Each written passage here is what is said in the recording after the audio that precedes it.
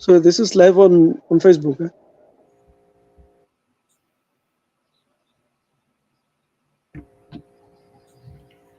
Greetings, comrades at home. To people that are watching, you are welcome to our Date Peku's memorial service, right? So the concept behind the webinar that we are hosting today, it is to basically invite us into a space where we are able to contend with the ideas that Date Peku represented, right? And also the ideas that he pioneered, right?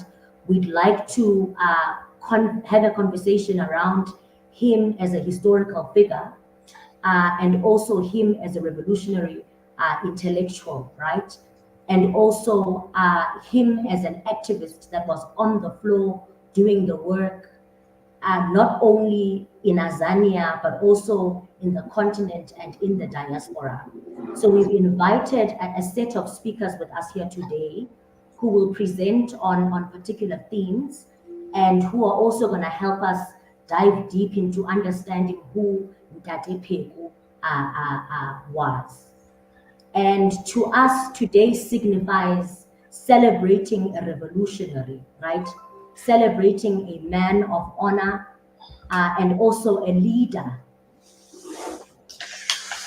within the politics of our struggle. So we would like to invite everyone and feel free, and this is a space for us to be able to engage, to also think deep around certain questions, but also to celebrate the life of Ndate Pheko, but also to understand the legacy that he leaves behind for us. So I would like to us just to watch a video of tributes from Africanists or Pan-Africanists from the diaspora who have worked with Ndate Pheko and also who have engaged and contended with him in terms of his revolutionary ideas. He has organized in various sectors within our society. He has organized in Azania. He has organized in the continent, and he's also organized as a representative of the PAC in the UN, as well as organizational building work, right, within the Pan-Africanist scope. So we can just have the video, and then from there we'll move on to the rest of our program. Thanks.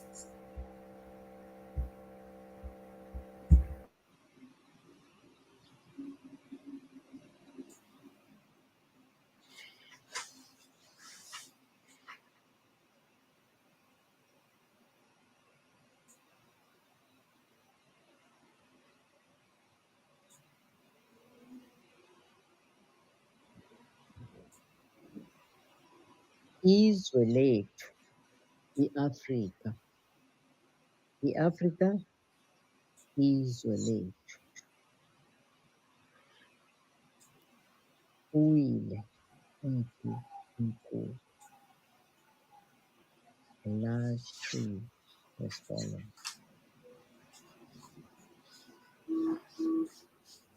Nxe lusapho lukakhulu.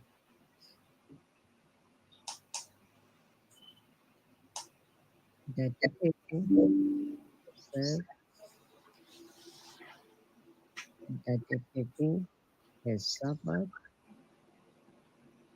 Ntate Pheko has sacrificed. But Ntate Pheko has triumphed. Ntate Pheko has triumphed because he remained resolute throughout his life. He never ever stopped for 1 minute fighting for the return of the land of Azania to its rightful owners, the indigenous Africans. He never ever stopped fighting for the unification of Africa from Cape to Cairo, from Morocco to Madagascar, He never gave up his determination to make sure that the children of Africa, wherever they are, remain the children of Africa, work for Africa, as he worked for Africa for his whole life. Yes, the library has burned down, but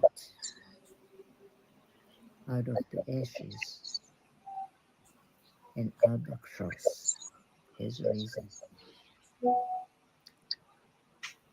I remember many years ago when I received a call from the PAC Observer Mission to the United Nations office to travel from Dayton, Ohio to New York City in order to meet our new representative to the United Nations.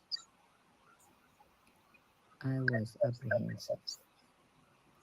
I was overwhelmed by the credentials of our new leader.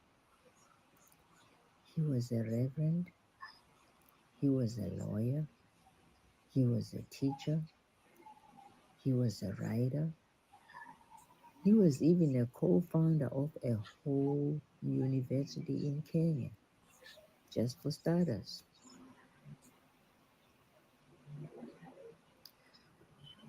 Comrade Sister Victoria Mehlomakulu accompanied me to the office. She told me that Comrade Pheko might not even be in the office because she had already been informed that he was a workaholic and that jet lag would not stop him. Before we entered the room, a booming voice sounded out, and she immediately informed me that he was there. Oh, the nervousness came back. The room was full. He was the only one standing so that others could sit. I did not even get a chance to hesitate because his welcoming embrace was reassuring. He made sure that everyone he met got his full attention wherever he went. I became a groupie. I tried to make any of his speaking engagements in the states nearby. This was a must for me in order for me to learn from the master.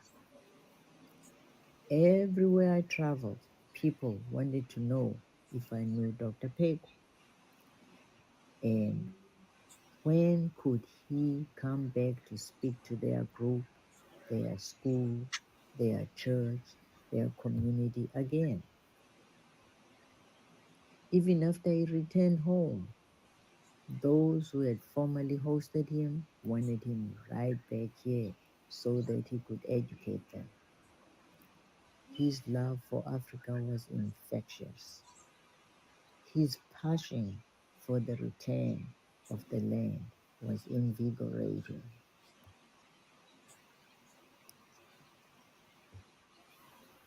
I will forever be indebted to Dr. Pheko for saving my mother's life from the tribalists. One day I was called by my mother in Cape Town. We chatted, but I noticed something was wrong, though she insisted that she was okay. I insisted and prodded until she told me that she had just received a visit from one of the young ANC youth members, and then more came. They tried to strong arm her, into joining their organization. When she refused, they threatened her and told her that when they returned, she was going to give them some of her daughter as part of her dues to the ANC, or else. I called Dr. Pheko, and within the hour, the Azanian People's Liberation Army was with my mom in her house.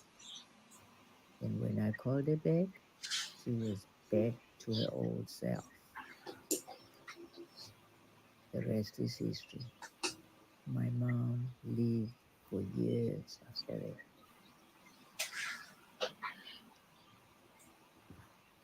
The best way for us to continue Dade Pheko's legacy is to continue to make sure that the path that he cleared for us remains accessible for others to follow.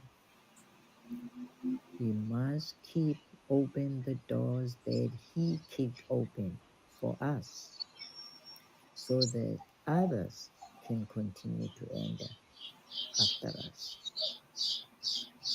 We must continue to heed his teachings.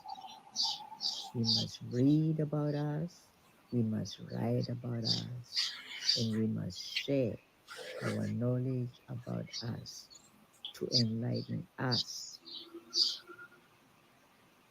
before we even think about enlightening anybody else. We must not waver from the cause that he opened up for us for the return of our land. And as Pan-Africanists, we must live for the unification of Africa as he did. Agafile, Ulele, Dade Pheko is not dead. He's just resting. Unyana wesizwe, olwakhe ugqatso ulufezile. He has run a good race and he has completed his race. And now, as relay runners, we have to take the baton and continue the race. Ngesi lusapho lukaPheko. Izwe lethu iAfrika.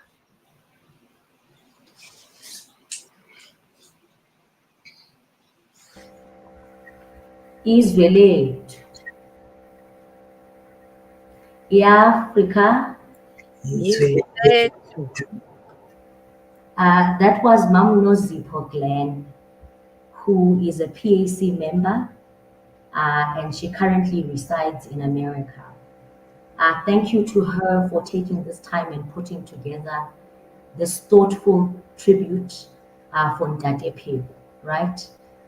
She talks about, or she reflects on her interactions with Ndate Pheko, and also just how he has impacted her life, and not that her life alone, but that of her family members and the Azanian people, right?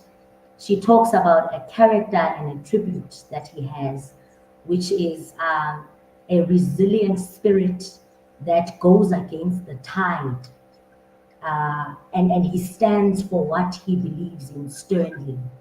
So as we celebrate, we reflect as well in terms of how we are organizing within the spaces that we organize in, but also how we mobilize and interact with the African people, but also the character that we portray to the African masses.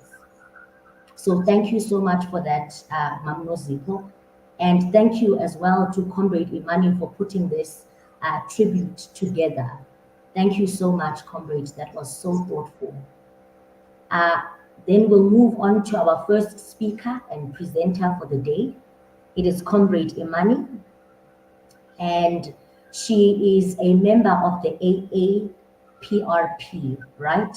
So she was born at a time when the strength of Africa was reclaiming Africa's history and its future. She grew up during the civil rights and Black Power movements, and she's dedicated to African people, made becoming a Pan-Africanist a logical step. So she worked with Tate Pheko, and they met 20 years ago uh, when he was a representative of the UN.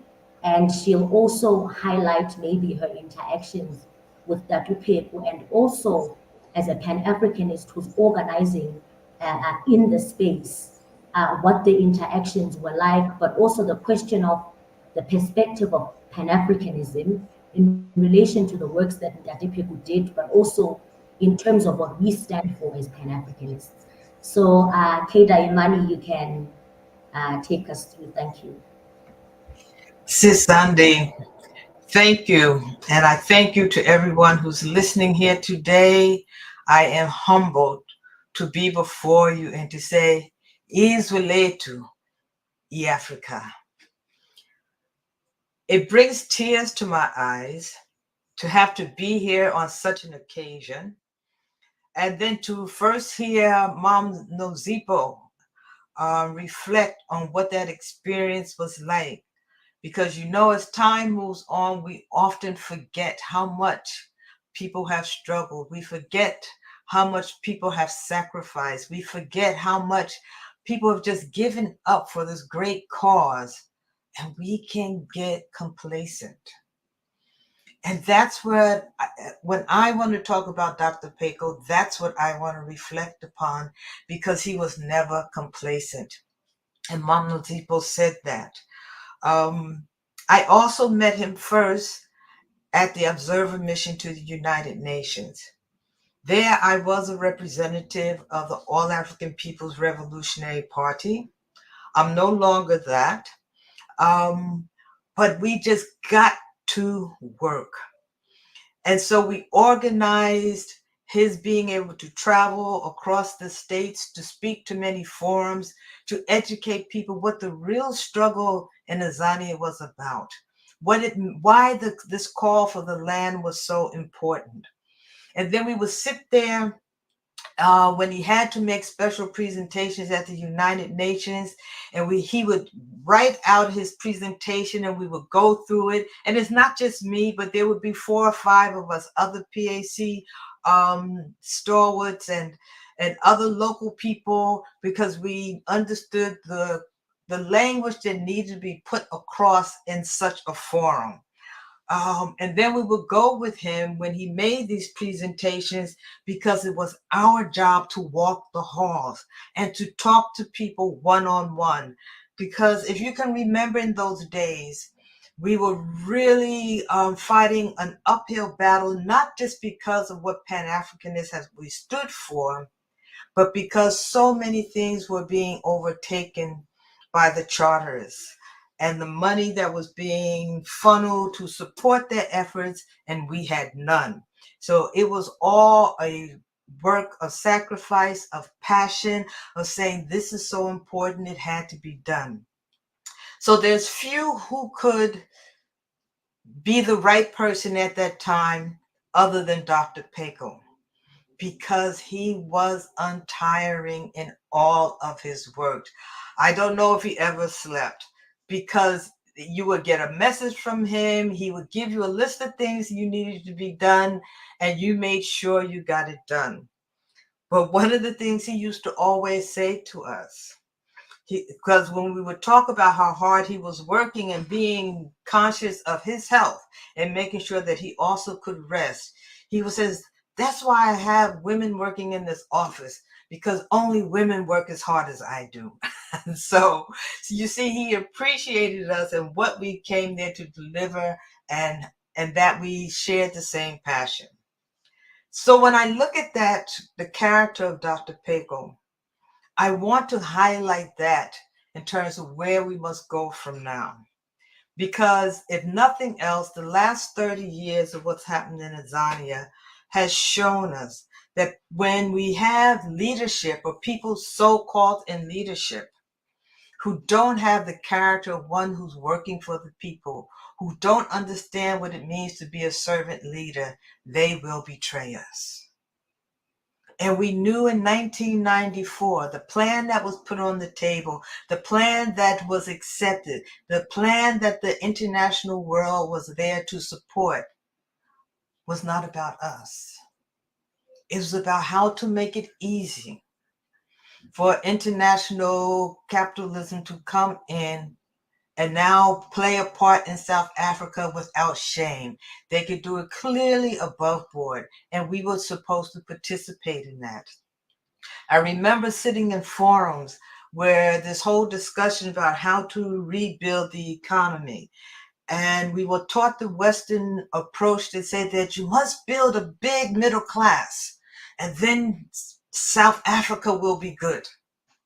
But when you began to unpack what that meant, it meant that they wanted to create a group that had a specific identity where they were no longer linked with their parents, with their grandparents, with the poor who were living still in the villages, in the townships, and wanted to work for them. They were more concerned about getting that next big house and what that was going to look like.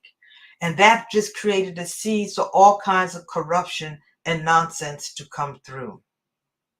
And that's where Dr. Pheko stood out, because he condemned those things.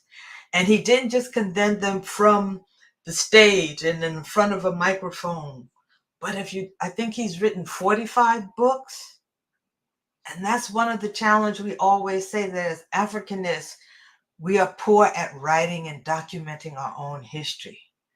So Dr. Pheko made sure that that happened. He made sure that people understood the history of African people, and then specifically in Southern Africa, how that came to being and how people were being used. So why this solution, this Pan-Africanist solution had to be made, had to become victorious. And that's part of the task we must have today. We must continue to teach that history, but don't teach it from just the point of view of history, but use it as our North Star. What does this mean? What is it that we want to create? We want to build a new society. We want to build a society where, when we send our young people to UNISA and WITS and all those other places, that they go there with the idea, yes, I'm going to become a doctor, but I'm going to become a doctor with a Pan-Africanist perspective, with a Pan-Africanist goal. I'm going to know how to use not only Western medicine and its approaches, but I will appreciate and understand the things that my grandmother taught me, the plants she knew in her garden, the things that she could use to help us to stay healthy when that was all we had. When these young people go to school and say, I want to be the great IT wizard, great, we need you to do that, because Africa must march forward. But how do you become an IT wizard from a Pan-Africanist perspective? They say that cybersecurity is probably the one area that's going to hire more people in IT than anything else for the next 20 years. Do we own and control our own cybersecurity? Or are we buying into tools and methods that somebody else has developed and may not work well for us, but will also cost us an arm and a leg? When we say we want to go and get an education to become a teacher, and you remember, or maybe we don't remember what it was like, that in African schools, it used to be the teachers didn't have to have qualifications. You just had to have a desire to be a teacher. But now, with the opportunity to get those qualifications, how do you look at them from an Africanist perspective? What is it that the children in your school need to hear and to be taught? So one, they are proud within themselves and they begin to see a future where they are controlling their society. And then also, I would encourage you to look at, what does this mean in terms of our social climate? because Dr. Pheko was a man who was so, and I'm struggling for the word, but he was always on point to do what was the better thing for the people. And he didn't take shortcuts in that. So I can't take any shortcut. I must do things that are what's better for the people.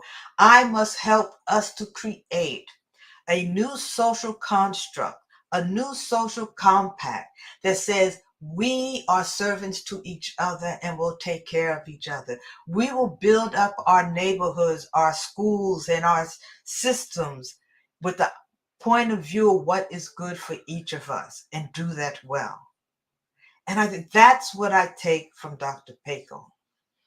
Yes, we remember the PAC motto: serve, suffer, and sacrifice. But it can't just be a motto that's sitting on the wall somewhere. It can't just be a motto that's sitting in a pamphlet somewhere. It must become our way of life. Because then, one, we will be accountable to each other. We will be reliable to each other. If I have to make the extra effort, I do it because that's what my people require of me. That's what our forward movement requires of me. It means that I will be disciplined. And when we work that way, we will begin to see that we are having victories every single day. And I'm not saying just running for the big victories.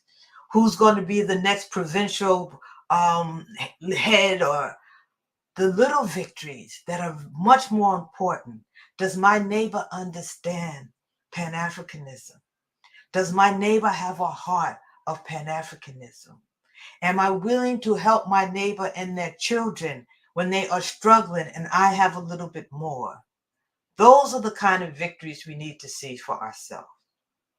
So this is what I think about when I think of Dr. Pheko, and I think of his legacy, because that's the way the man worked. That's the man that I knew. And while I say, yes, we probably worked very closely for about 20 years, you know, my brothers and my sisters, I've been a Pan-Africanist for much, much longer. And from working with the PAC at the UN, to moving and living in Azania for another 20 years, Pan-Africanism is my home. It is the place where I feel energized in terms of the possibilities of what we can do. So when we talk about Pan-Africanism, we talk about the total liberation and unification of Africa under scientific socialism. And we're not afraid of the term scientific socialism, though the world would have us do that, because Sobukwe talked about it and broke it down for us. So this is where our re-education must begin. This is what we can create in Azania today. And Nkrumah talked about that we needed liberated zones. We can create liberated zones that are not connected to a nation state, but are connected to our neighborhoods, that are connected to our villages. And as we create more and more liberated zones, you'll see that we will begin to change the social climate that we live in. Even while we're poor, we will change how we operate. We will come up with economic solutions that fully support the people.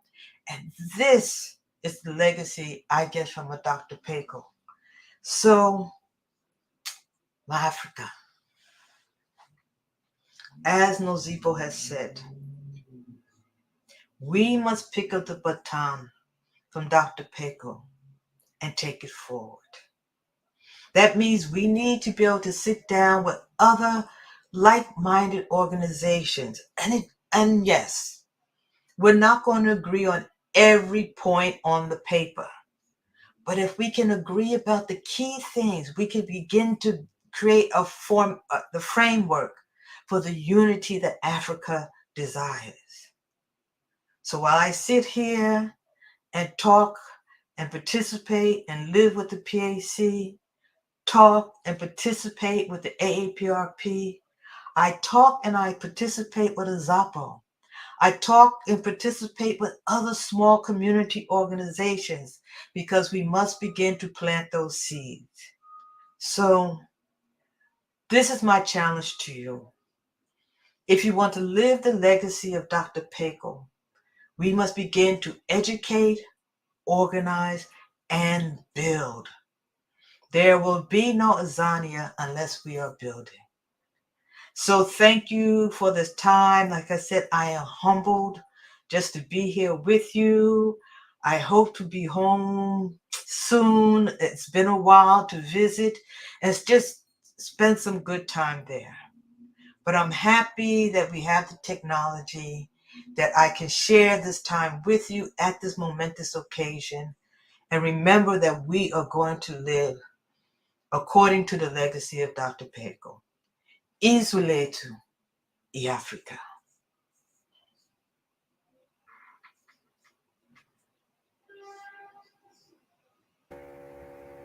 Thank you so much, Sister Imani. You have said that educate, organize, and build. And that Pan-Africanism to us means the establishment of an Africanist, socialist, democratic order. And Pan-Africanism is basically the glue that keeps us together, right?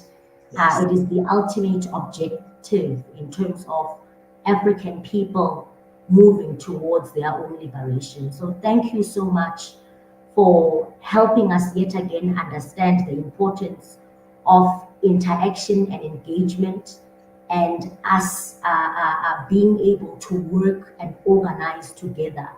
Because as Azanians alone, our liberation is not yet complete, Yes. right? In America alone, our liberation and our quest is not yet complete. And also just the character of Datu Pheko, right? His selflessness, and also just his courage and his love for women organizing within the space. Because most of the time, whenever it is that women are part of politics, they are always put to the side to discuss their matters in their own corner. But he says, no, let them organize internally here with us, and let them also participate and lead, right, the quest and the struggle of the African people. So thank you so much for sharing your interactions with Ntate Pheko. And I must say that it has been a blessing for you, and also for us to also be able to interact with him. The next speaker that we have here with us is Comrade Dr. Lunga Mantashe. He is currently the Deputy President of the 2019 de facto NEC of the PAC, and he holds a PhD in education. He is also working as a lecturer at the University of Forte in the Eastern Cape, in Alice, right? And he's also an academic there. And he's also the president of the Walter Sisulu University Convocation. And that is where he's also campaigning for a complete scrap of debt for the university graduates at the University of South Africa. And the theme that he will be leading us on today is land, power, and economy. Mafrika Lunga, you are welcome, Julie. Yes, thank you very much. Let me just first confirm that I am audible, Comrade Zande. Yes, you are audible, boss. Okay, wonderful. To the program director, my fellow panelists and Africanists, and the viewers of this important memorial service, my sincere thank you, program director, for inviting me to participate in this memorial service and to say a word or two about Dr. Pheko. As we all know, comrades, Dr. Pheko wrote many books and essays on Pan-Africanism and has discussed extensively the land question.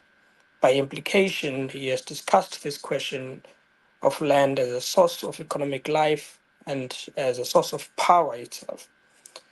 In one of his essays entitled Why the PAC Was Formed, A Vision They Cannot Kill, Dr. Pheko makes a couple of interrelated critical revolutionary points, and I want to go through these points, if you will permit me. Firstly, he says that before Europeans came to colonize us from 1652 to date, we had a relatively good, peaceful economic life. We had huge plots of land, land to farm and land for cattle to graze, and we had vast economic opportunities. And when he talks about this, he does relate the fact that we didn't struggle as we would after the entry of the Dutch East India Company in 1652. We didn't at that time need the white man to quote unquote develop us. This is what Dr. Pheko tells us in his essay there.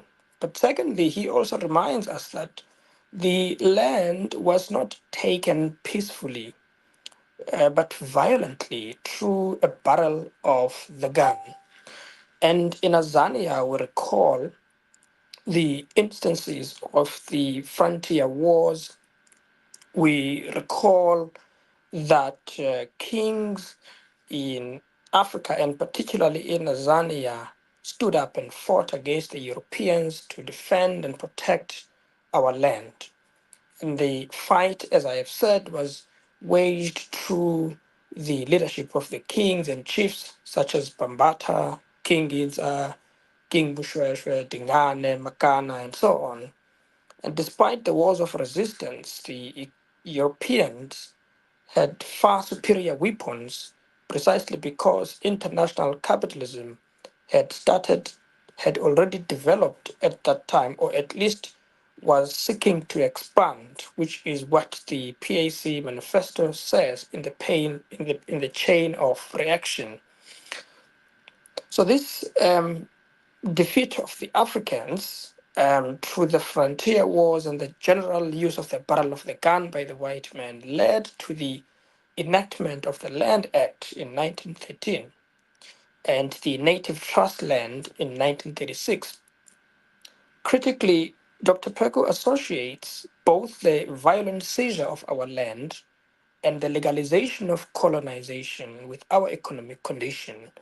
In other words, he tries to explicate to us and explain to us that it is as a consequence of colonialism, settler colonialism, and imperialism that our economic condition of hunger, poverty, and exploitation had come to the fore. In this context, Dr. Pheko properly understood land to be directly linked to economic power, and that the fact that we were dispossessed of our land then is linked with our poverty, with hunger, with what is today referred to as inequality, which is basically dispossession, properly speaking. Landlessness and poverty and hunger is a fact of political life in Azania today and can be seen in the statistics that are provided by one of the most reactionary institutions in the world, which is the World Bank. In 2020, the World Bank reported that inequality in South Africa has grown rapidly since 1994. Now, this is the World Bank telling us this. The same World Bank that tries to give us money, that claims to want to help us resolve our economic problems. The same World Bank, by the way, which wrote an occasional paper in 1987 seeking to advise what would now become, the political powers that be the African National Congress post 1994. The World Bank pointed out that in 2020, South Africa was amongst the most unequal countries in the world. Again, this explains to you that the World Bank hasn't really succeeded in advising us with anything. It has actually brought much more poverty through the loans that it has given us. So there are huge gaps in income and wealth inequality. Even Statistics South Africa reported a horrific picture about poverty. In 2020, Statistics South Africa reported that about 62% of children between the ages of 0 and 17 are multidimensionally poor. And this is 6 out of 10 children, multidimensionally poor. That is, they have no water, no sanitation, hygiene, no housing, no nutrition, no protection, no access to health, child development problems. Obviously, many of these kids come from families that earn far less than they should to take care of their needs. And these kids come predominantly from rural areas in large provinces like the Eastern Cape, KwaZulu-Natal, and Limpopo. And these are the areas where the African National Congress will be drawing much of its votership, of course, now together with the newly formed reactionary MK. The reasons for the current economic conditions of the African people can be traced in colonialism and apartheid, and they can also be traced from how the ANC responded to this problem of colonialism and apartheid. While the ANC started off as a party, representing the interests of Africans in 1912,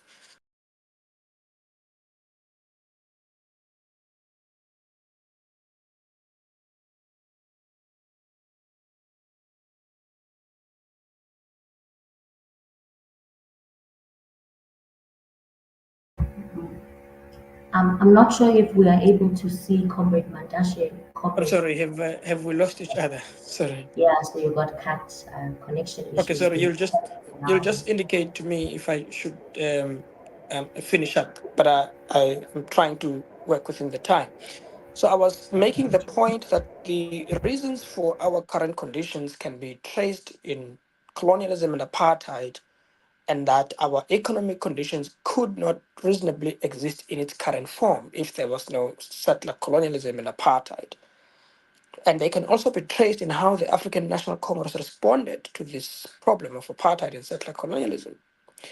While the ANC started off, for example, as a party representing the interests of the African people, Dr. Pheko tells us that it completely shifted from this position in 1955.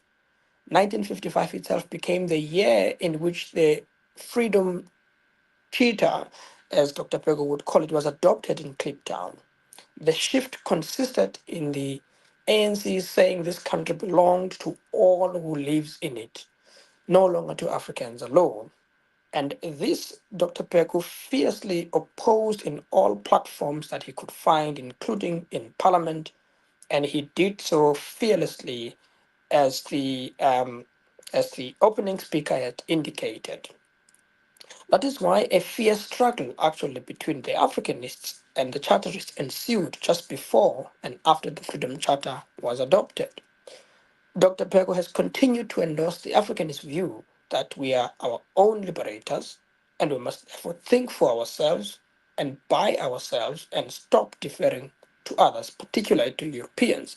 And this view is consistent, for example, with the status campaign. It is also consistent with the founding president of the Pan-Africanist Congress of Azania, Mangaliso Sobukwe.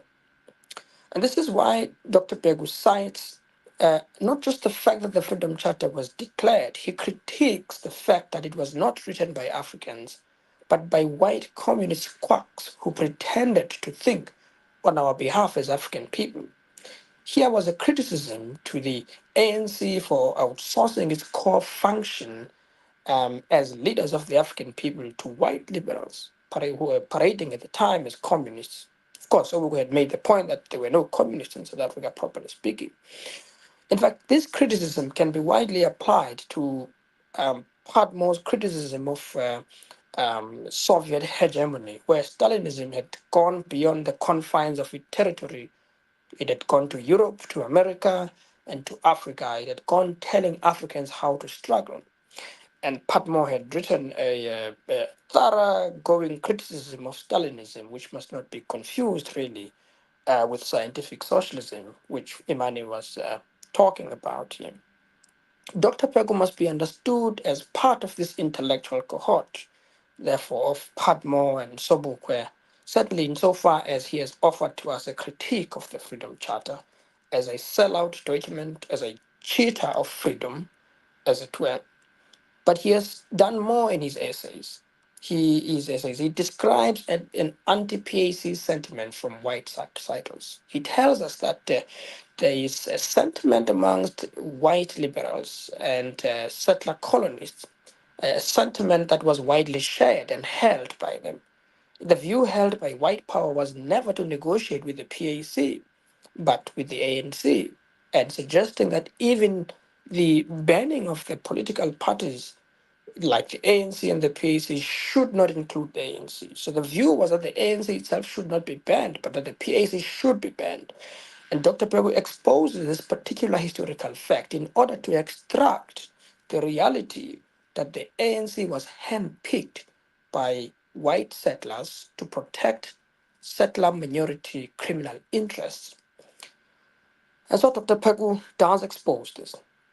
So the settler colonists had always understood the ANC as a better friend and PAC as a wrecker of their entire apartheid system.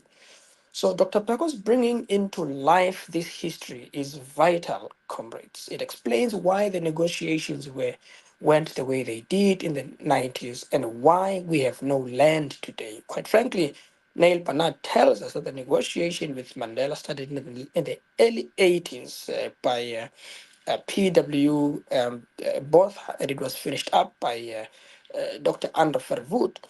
And so the very peaking of the ANC as the negotiator on behalf of the African people is exposed by Dr. Pheko as an attempt to protect those white interests. So it also explains why the negotiations were the way they did and why they failed and why we have no land today, why it will take just over 700 years for current applicants to be able to get the land via restitution. And this is in the report by the panel report led by Mutlante, which tells us that it will take just about 700 years for land to be returned via restitutions. It also, so Dr. Pheko's bringing into life of this history also helps us understand why 72% of commercial farmlands remain in the hands of roughly 50,000 white men, potentially. Certainly, the bringing into life by Dr. Pheko tells us why it is that when the fake land debate came to the fore a couple of years ago, white organizations and white-owned institutions such as Agri-SA, AfriForum, the Democratic Alliance, the Freedom Front Plus, and financial institutions have come together to oppose the so-called expropriation of land without compensation. It is because they historically made a deal with the ANC to protect settler colonial minority and this democratic apartheid which Sobukwe had foreseen. So, just not to waste your time any further, I should like to say that we should thank Dr. Pheko for being the repository of our history and for saying the hidden, the unsayable, the taboo, and for being consistent right up to the side of eternity. Indeed, Dr. Pheko was a fearless revolutionary giant who consistently maintained his integrity on the question of land, who consistently revealed history in the Azanian context as a strategy by white people to maintain their own interests through the Freedom Charter, which they adopted in 1955. And by the way, this is where we live. We live precisely under the vision of the Freedom Charter. And so the vision of the Freedom Charter, truly, properly speaking, is a vision of freedom cheetah, as Dr. Pheko said. Is valid.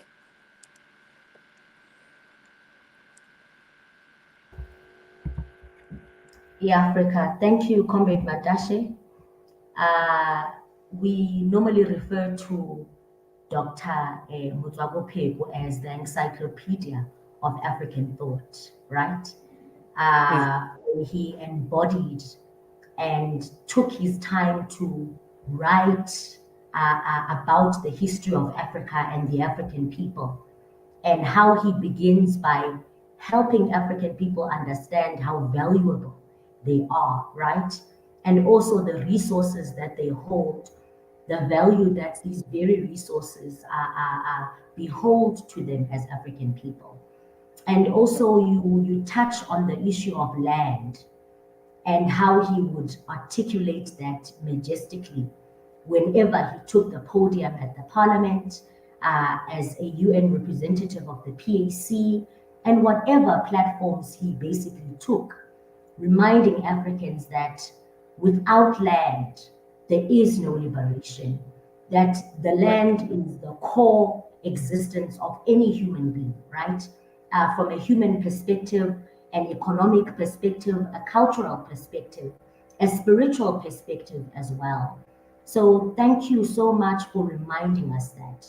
And also just how you draw a link on the leaders, right? The Pheko as a leader embodying the ideas of Sobukwe, Nkrumah, of Tore, and also Amilcar Cabral and many other African revolutionary leaders. It is important that we understand that we are our own liberators, as Pogela would finally say, and thank you for reminding us that, comrade. The next comrade that I would like to call up, it is Comrade Moya Mzuri.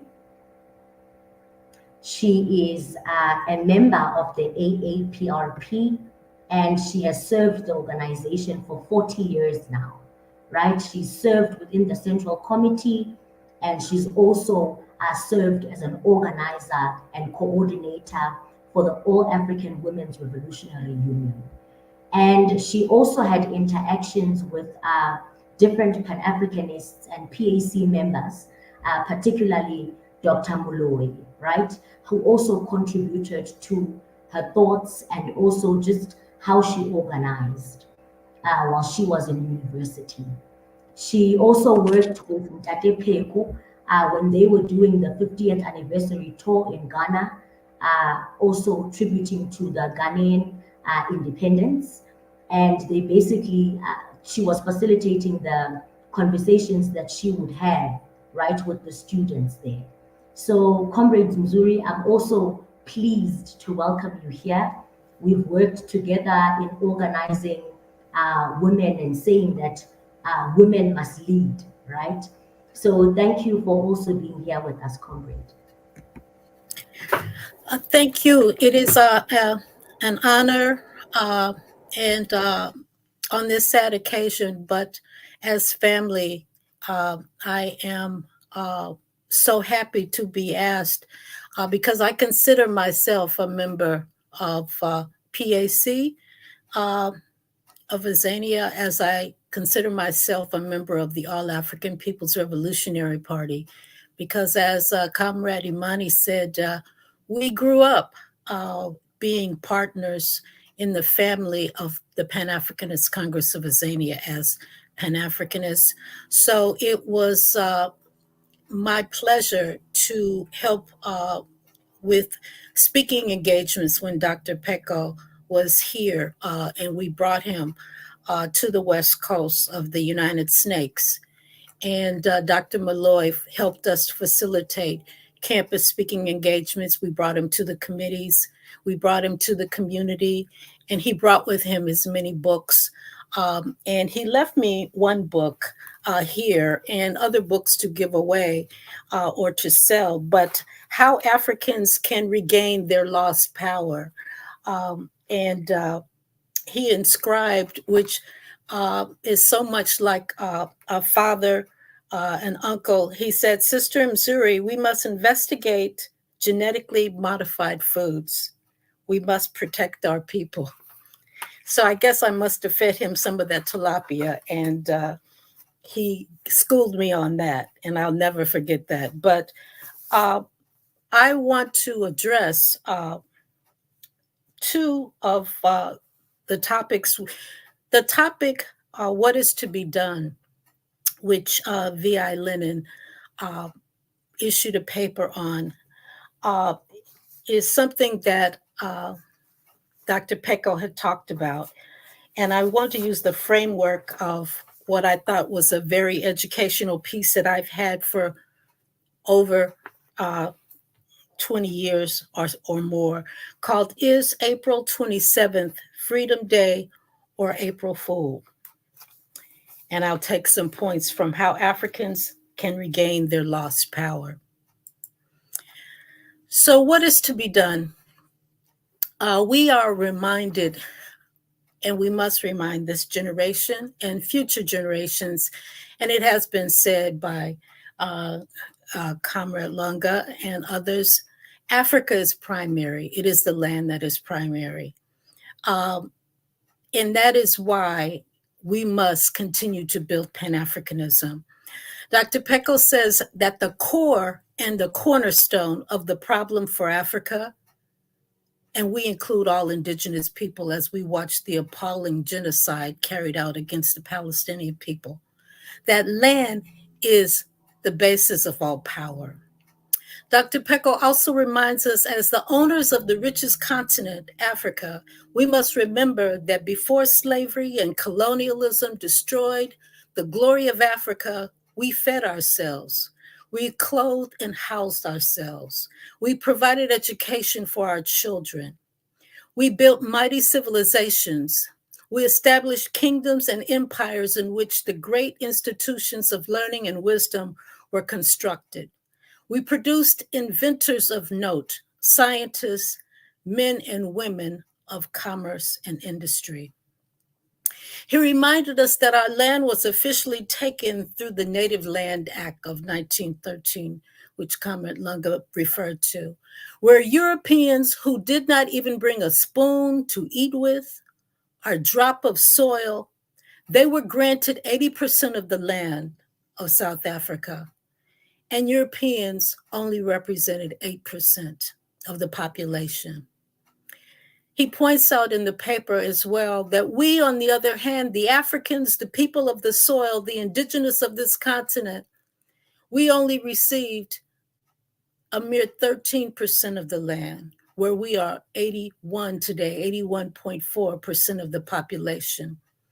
Today, 14% of the land is state land. 79% of the land is private or corporate hands. Private companies and individuals and trusts control that land, and whose trust we do not have. It is the Europeans and the foreigners who have the majority of the land in this so-called new South Africa.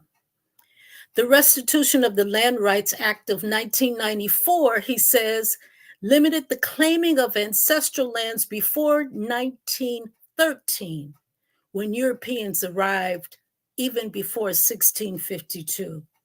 Thus, again, this act of 1994, under this new legislation, rewards, once again, the stealing of the land. Dr. Pheko says that us Africans, we are the only squatters in our own land, not Europeans, not Asians or Indians, but Africans. And we make up the significant group of the homeless in our own home.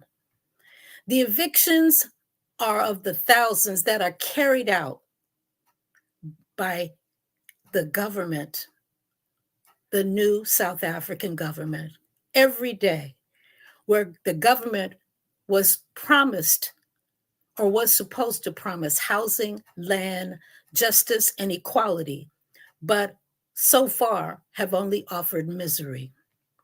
He points out the employment and pensions was another betrayal. For a movement that boasted a commitment to communism or to socialism at least, those promises were too abandoned at the outset of so-called independence, unless they were only meant for Europeans who remained and the privileged classes of the new African elite. Unemployment remains at 33 to 34%, and hire for unskilled Africans, while Europeans flourish with jobs and private businesses, including farming of our lands and enslaving us as workers, a form of the new reinstitutionalized agricultural slavery. Those former freedom fighters, police officers, combatants of APLA, who were promised jobs, integration into the ranks of the government forces and pensions, only see continued prison time or denial of benefits. And benefits that were due to their family are denied because of so-called crimes committed in the act of liberating the land. Where are the apartheid military and the police who carried out crimes against humanity? What price have they been made to pay for their crimes? We see that this must have been the agreement to keep silent and to keep the resources in the hand of the colonial and neo-colonial enemies of the people. Education for the future generations. Students continue to strike due to increasing fees and lack of subsidies for their education. Without trained work and industry employees, there will be no earning capacity for the society and a lack of taxable income. Due to corruption, negotiated deals with foreign corporate interests, due to neo-colonial agreements, the potential future working class has limited to no opportunities. There is no taxable income if we do not create industry, if we do not develop skilled workers to develop industrial, scientific, agricultural, and energy-based systems that generate technology, industry, that generates salaries, housing, infrastructure, that allow taxes to be collected from local and foreign companies who benefit from the creative energies of skilled workforce. Medical care. Cuba, China, Iran should be our models for a democratization of socialist medical schools and medical training to create the kind of medical care our people fought for and deserve. The creation of child care centers so women and girls can seek education to help industrialize and develop the society. This is the roadmap to success. As Cuba was our example of Pan-Africanist and socialist partnership in our liberation movements, opening our borders to unite our industrial and technological programs will help expand Africa's potential. Medical schools should be free, and a portion of the government resource should be to ensure clinics are created throughout the cities, townships, and countrysides. Yet we continue to see many die in South African hospitals and throughout the country due to medical neglect, underdevelopment of medical and psychological resources throughout the country, and because of neo-colonialism, a betrayal class, betrayal of the revolution. Violence is connected to social and economic neglect. The revolution betrayed our people and isolated them from the promises made during the undemocratic negotiation table for independence. This is when those who fought for freedom and suffered a lifetime of colonialist violence were betrayed and still pay the price. The lack of social and cultural rehabilitation, which was required and should have been instituted, was ignored. No nation fights an armed liberation struggle and does not suffer emotional pangs of war. This compounded with centuries of settler colonial trauma. Once abandoned, we continue to feed upon ourselves, especially targeting women and girls. With close to 10,000 rapes occurring every year, violence considered close to the highest in the world, this should be considered a national priority to stop. This must be addressed as our ideological, political, cultural priority and a call for transformation and healing from the wounds of colonialism, delayed socialist commitment, and cultural backwardsness that has yet to be addressed. Dr. Pheko reminds us of our commitment, that we have failed to respect humanity, to respect ourselves, and to respect our co-creators of the human species when we target the female and fail to create systems to protect her. As political and cultural architects for a new society, we must take back our values, stripped of the influence of adoption of centuries of European assimilation, adoption of their morals and values, and examine this continued sickness as a colonized people. Gender-based violence, prejudice, and exclusion without being addressed, a betrayal of the revolution, as women make up close to half of the working masses, and without her, there is no revolution. Socialism is the only path towards redemption. Dr. Pheko reminds us once again that Pan-Africanism is not an option for Africa. It is an imperative.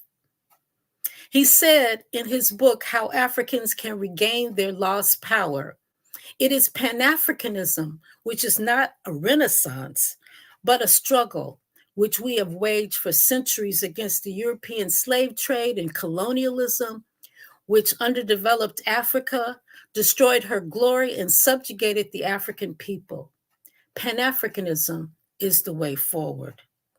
We must break down colonial borders, clan borders, ethnic borders, and address the necessary development required to free our people and create an industrialized Africa.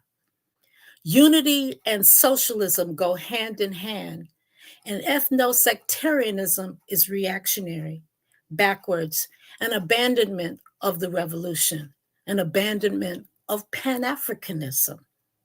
We have prioritized the needs of the foreigner, their corporations, their upper class, the bourgeois, new Black middle class and upper class, rather than prioritizing the indigenous masses.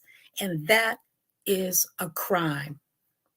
We have the capacity and the need for land development, infrastructure, and the development of roads, plumbing, water systems, solar and hydroelectrical and other energy-based technology and industry that could expand and develop all of Central and Southern Africa and more. And all that is needed is an educated and trained masses with revolutionary will. This is the promise made to us for those who fought and died for the revolution, and for those who sacrificed generations toward a socialist future. It is our lack of commitment and vision and refusal to destroy those barriers that hold us back. Dr. Pheko says, all African people must look at our conditions. They must not be fooled again. Those who promised have not fulfilled their promises. Lenin wrote in What Is to Be Done, we must train professional revolutionaries to discard reformist ideals, behavior, and commitments that do not advance the revolution. The people understand the theory and practice of revolution because they live through the betrayal of revolution every day. So in closing, we offer Dr. Nkrumah's suggestions as well as that of the great revolutionary Amilcar Cabral as a reminder of how we develop and measure the professional revolutionaries Lenin recommended in our party, in our movement, and in our nation. Nkrumah saw the importance of rap, not the artistic noise that we hear, but rap, the revolutionary African personality, which our examination is one where we see ourselves We help develop our work, our consciousness, and we see the importance of its transformation ideologically, politically, socially, and culturally. And we work towards transforming our society. What has delayed the completion of the revolution is our betrayal of the people. Those who volunteered, who were committed to transform the nation and its resources, including our human capacity, ourselves, as well as the land. But we talk rhetoric, and we have done little to transform who we are as human beings. This is our task. The people are our source and supply, our inspiration, and our measurement stick. If the people are not transformed from our backwards traditional and colonial conditioning to revolutionary thinking and behavior, then we betray the objective and the goal ideologically, politically, culturally, socially, and morally. Cabral says in his book, Unity and Struggle, we must commit to party principles.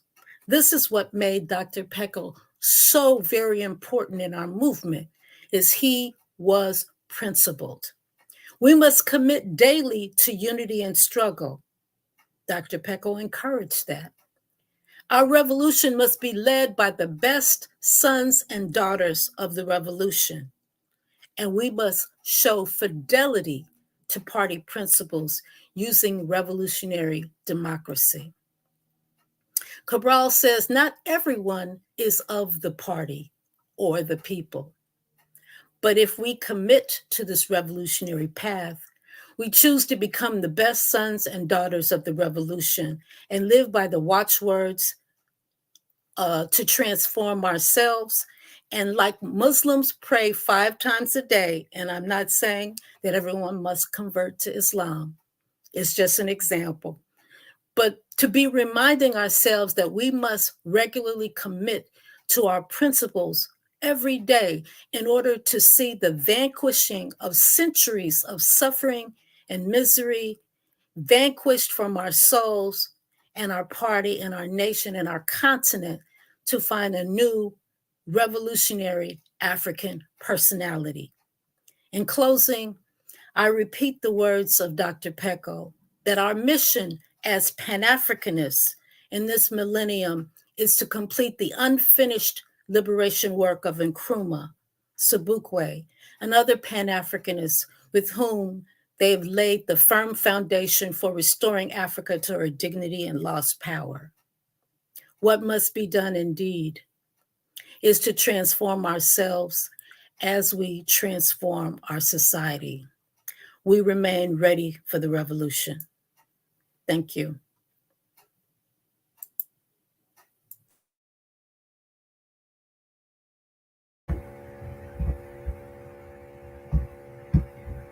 Thank you so much, Sister Mzuri. You've reminded us that we need to continue with the struggle of Ntate Pheko, of Sobukwe, of Cabral, of Nkrumah, of Comrade Tore, and many other revolutionary forces. And also, you say that Pan-Africanism now, right? It is not a choice, but it is imperative that Africans follow Pan-Africanism. And also, when you were just talking on the land issue and evictions, right? Ntate Pheko wrote this paper a long time ago. And he prophesied actually what would happen today and what the April Fool's Freedom Day, for example, indicated or showed. Because he says, he talks about evictions and how African people have been evicted, right, by the criminals of apartheid, but how they continue to be evicted today. Farm workers are evicted on a daily basis, right? People are evicted from their homelands for commercial and economic benefit for your big imperialist enterprises. So, and what the court does and what the law or justice, you could call it that, what it does is that it reduces the need for land to a square meter where a person is allocated after eviction by the government, and they mount a tin house, right? Squala, right? Amatyotombe, as we would call it. And these things are happening 28 years after the pronouncement of a so-called democracy. So when you remind us of what needs to be done, it needs to be important for us to remember that these are lives of people that we are dealing with. And these are relative things happening in the current. And our ideology must not just become rhetoric, but rather a praxis of organizing with the masses of Azania and Africa and the diaspora as a whole. So thank you so much for reminding us of the works of Ntate Pheko, and also contributing to what then needs to be done. Before I announce the last speaker, it is Comrade Machigare. He is part of our panelists, and he just had technical glitches when trying to log in. So I will introduce him and then he can take it from there. So Comrade Mzimasi, aka Machigare, he is a revolutionary, an activist, and a Pan-Africanist, and also a Black Power organizer, right? Who has worked in movement building, and he has been organizing for more than 35 years, right? It is just a privilege to have people who have been organizing for so long and who we are able to get thoughtful insights from them in terms of how then do we continue with the legacy of Ntate Pheko and also with the struggle of the African people. So Mafrikamzi, you are welcome, comrade. You are welcome, and I'm delighted to have you here.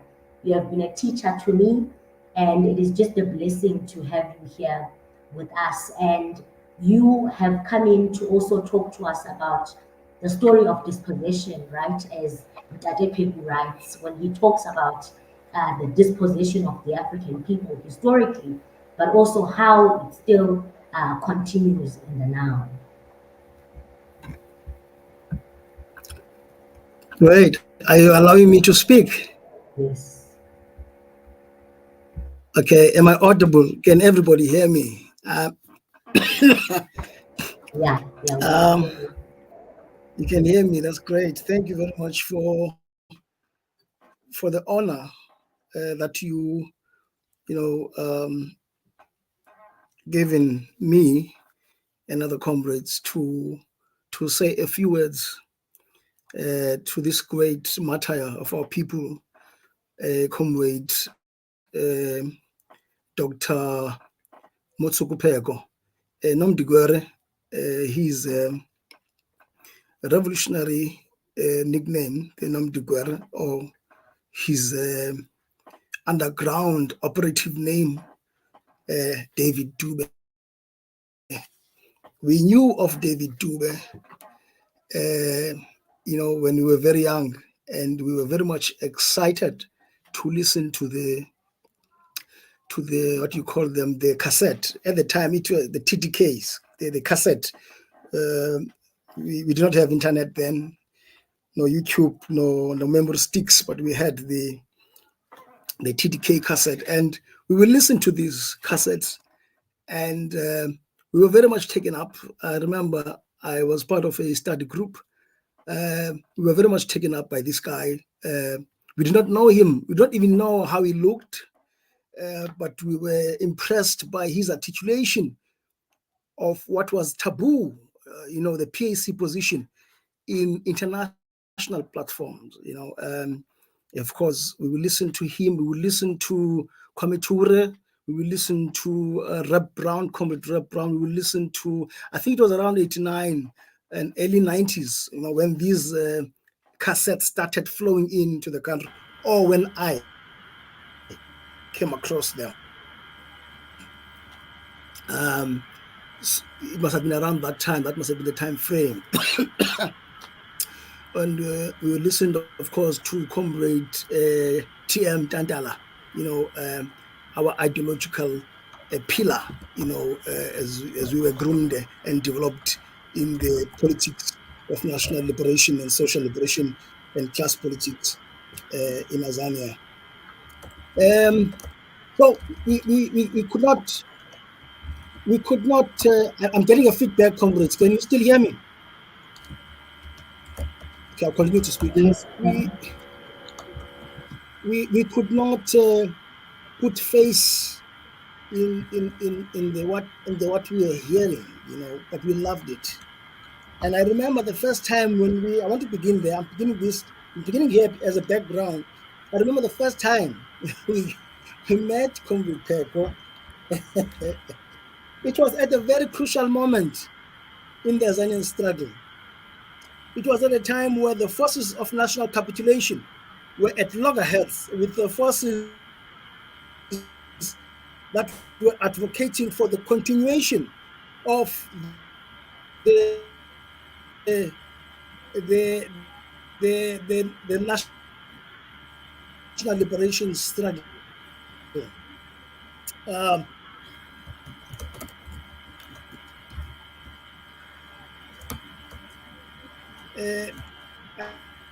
And he had just came into the country. Did not just come back from New York. Of course, there was a lot of organizing internally in the PAC, where we saw that there was a need of a change of leadership, and we wanted a leadership that embodied revolutionary politics and the ship Uncle Zaf Mutupeng, and continuity that for was the discontinuity, or presented the discontinuity of its caretakers, the settler colonial class, to quell the struggle for national liberation, to liquidate it completely and remove it from the historical map of the struggle against imperialism. Because if you kill the national liberation agenda, if you kill the national liberation movement, then you will have saved imperialism, because the movement that was very strong at the time, the center, the storm of revolution, was in the third world countries, or the so-called third world countries, which we actually classified as part of. So imperialism calculated that internally, in the North, in Europe, in America, the working class is fragmented, is weak. The working class movement is weak. The storm of revolution is in the third world countries, Africa, South Africa, Namibia, etc., and South America. So if you quell that movement, then you will have destroyed the center of gravity against imperialism, the struggle, the center of gravity of the struggle against imperialism. This is what was going on globally, and we were caught up in that situation. And locally or internally, the imperialist forces and their caretaker settler colonial bourgeois class forces were involved in tricks to cut off the supply lines of the national liberation movement, to reach, as Lenin say, the bourgeoisie of all nationalities will meet across the borderline, to create conditions favorable for the capitulationist class in the national liberation movement, the petty bourgeois element, which wanted to capitulate and go into peace talks, to bring it over and to find commonality and common ground. And to use that, to do that, they use, of course, the ANC. They had a Trojan horse scenario or situation where internally they used the ANC. In the 80s, it was UDF, which expressed the Freedom Charter. And the purpose was to pave the way for a negotiated settlement for the establishment of a new South Africa. Internationally, they used the anti-apartheid movement, which isolated the PanAfricanist Congress of Azania and any other movements like ZANU-PF, which were Africanistic in orientation and origin, and which was aligned, of course, to China in terms of the international diplomacy. Isolate this movement, make sure that they do not have a support base, support and bring into the front the liberal capitulationist element, so that we can have negotiations. So this was the basis of the transition in 1994. This also affected the PAC, because in the PAC, the inheritors of the revolutionary line, as propagated by Nkrumah, Sekou Toure, Hugh P. Newton, Amilcar Cabral, Zephaniah Tupeng, John Yati Pokela, Templeton Dadala, Gassin Ndlovu, Edwin Makoti. All of this, the people who inherited this line was the Azania National Youth Unity. I'm getting a feedback, it's disturbing, comrades. Was the Azania National Youth Unity. These were the people who became the inheritors of this revolutionary line. As sister comrade Mzuri from the APRP has just also, expressed the revolutionary line as espoused by the APRP from Kwame Nkrumah, Sekou Toure, Lumumba, etc., etc. The inheritors in the context of the transition in 1994 of that revolutionary line was the Azania National Youth Unity, Azanyo, which was totally opposed to that. So Azanyo was looking, the youth of the PAC, for a leader who was speaking and acting along the same line. And Dr. Motsoko Pheko became the best candidate we could have. David Dube became the best candidate we could have. And then in some quarters, of course, while we were organizing internally in the PAC, that he should be brought back home and that he should assume the leadership of the Pan-Africanist Congress of Azania, because we wanted the PAC to stand as an antithesis of what was taking place, not to be morphed into what was taking place, to the cesspool of settler neo-colonial politics.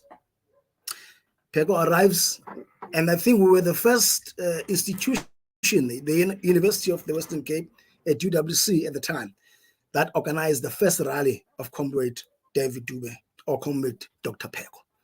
The Great Hall in UWC was full to capacity and beyond capacity. I remember some people were standing outside. They couldn't enter because it was so packed.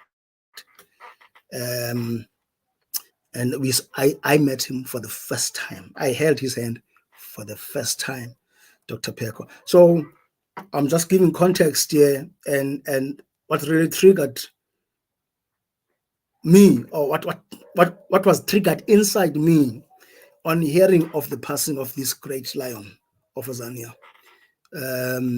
It was a very painful thing to accept, even though, he was 93 years old, 93 to 94 years old. He was, quite a senior comrade, a father, a grandfather, a founding member, a leader, a commander, one of the leaders of one of the Port insurrections in the 60s. So he has lived, he has made his mark, in the world. So that triggered those memories. I'm doing this. This is for me by way of introduction. And then, we had him at UWC. The intention was to bring him in. He was to take over the PAC. And his speech, which was published nationally and internationally, was that 1994 South African so-called democratic transition was a betrayal of the African people, was a betrayal of the colonized people. He was straight on that. And we felt here in him, we have the embodiment of our revolutionary ideas, of our hopes and aspirations. And the second time, of course, then after that, we had many interactions. But another milestone was when I was asked to, was given a mandate to reorganize Azania and relaunch Azania.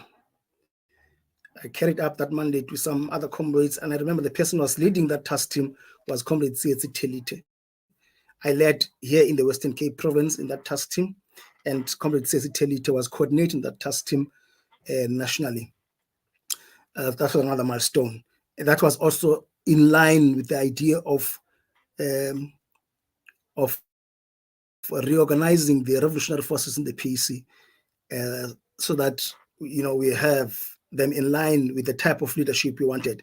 We had PAC back, so the idea now was to reorganize the revolutionary forces, and we felt at the time that we needed to reorganize the youth, reorganize Azania, because you must understand, when there was a campaign for the PAC to go into the negotiations to accept the neo-colonial arrangement, the internal forces in the PAC, which was led by Azania, were destroyed, where people were killed, were military there was a military destruction of the revolutionary subjective forces internally in the PAC. Azania, people were victimized. And Azania became the first victim. I remember the leaders of Azania, some were imprisoned, some suffered physical attacks, some were killed, etc., etc. And the PAC, of course, there was a national soup on the PAC in the country. So by a combination of two factors, the state and of course some internal collaborators inside the PAC, but the driver and the instigator of that violence was the white settler colonial state, because it feared Azania in the country more than anything else, because Azania was different in character. It was not just a youth movement, it was a youth movement in arms. It had transformed and was transforming itself into a youth movement slash a guerrilla formation, something very, very, very advanced that took place, or that was taking place at the time. And of course, the third milestone was when also I organized for the reorganization and the relaunch of the PAC in PAL. And the first person to come here was Dr. Motsoko Pheko, Comrade David Tube, Comrade Pheko. He was the one who came here. I led the organization with other comrades, that reorganization of the PAC in PAL, and to relaunch the branch. It was Comrade Pheko who named it Maliwa, Comrade Stanford Maliwa branch, in honor of that giant of a comrade of Robert Sobukwe, Comrade Tatu Maliwa. So these are the milestones. This is what happened to me. I had to grapple with my feelings of being overwhelmed, by emotions of feeling a great sense of loss, and everything was just running haywire in my head. So yes, comrades, these are the memories I have of Comrade Pheko. And of course, the last operation or work that I did with him was at the World Summit, the United Nations World Summit. I think it was in 2002, where there was sterling work that was happening behind. It is yet to be written. A sterling great work that took place behind this, the closed doors, behind the curtains, where Mugabe was telling Bush and Tony Blair to keep their Zimbabwe. I mean, to keep their England. He was going to keep his Zimbabwe. There was a scheme to humiliate Robert Mugabe, using the different forums that were organized there, the People's Forums and other forums that were organized there.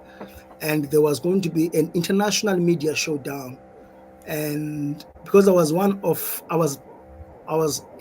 the forums, and I was a media coordinator in one of the forums for one NGO, I learned of the scheme, and upon talking to Dr. Pheko about it, and we had to rescue the situation, because the idea was that Mugabe must be humiliated in front of everybody, and this must not be seen to be done by officials or some kind of head of states, or some bureaucrats. This must be seen to be a mass action from above, from below.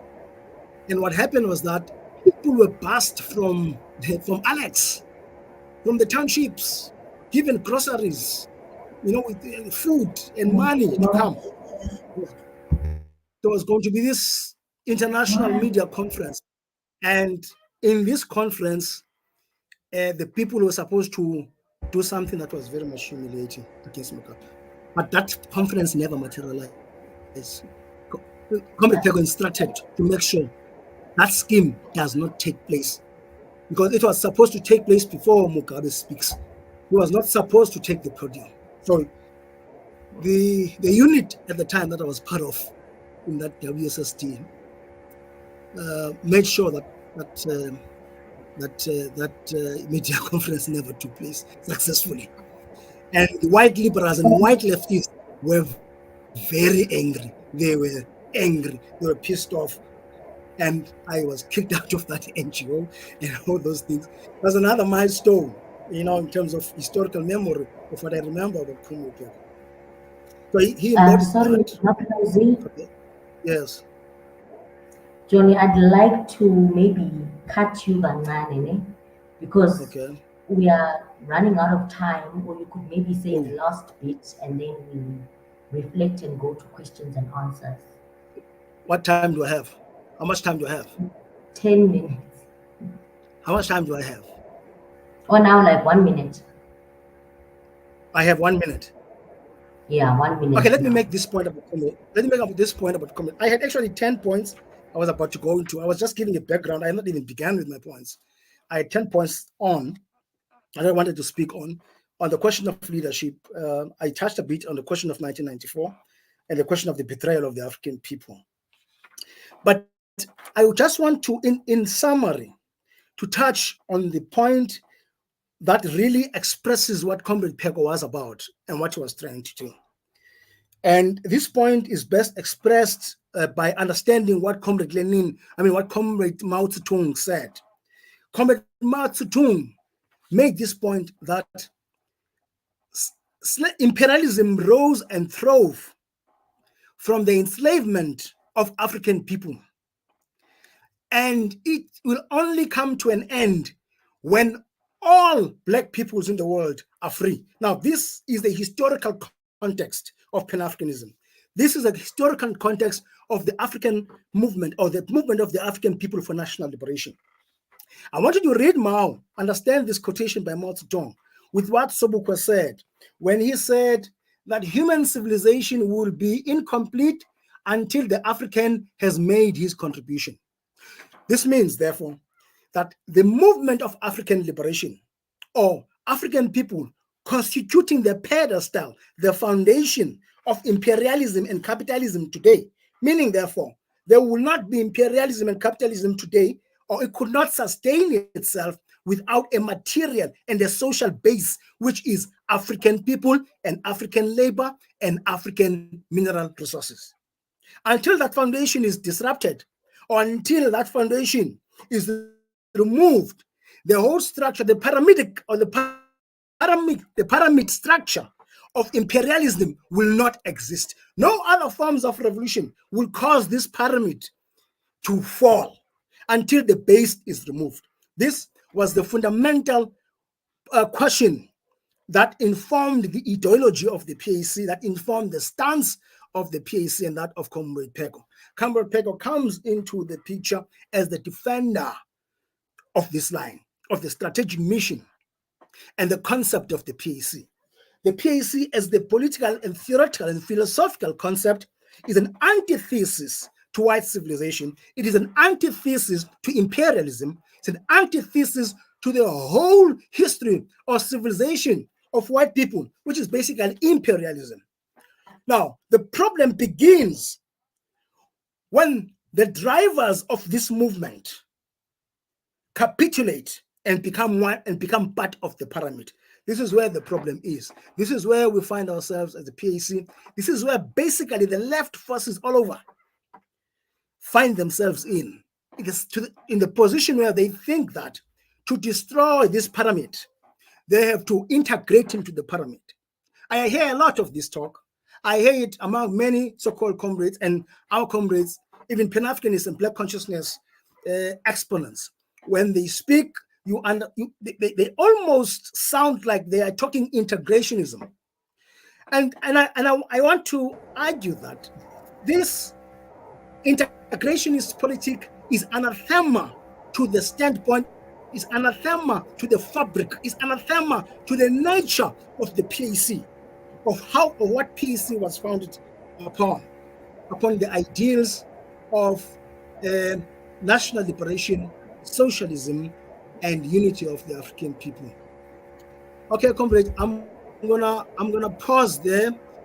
Also, just by quoting what Comrade Pheko wrote in his book, South Africa, the Betrayal of a Colonized People.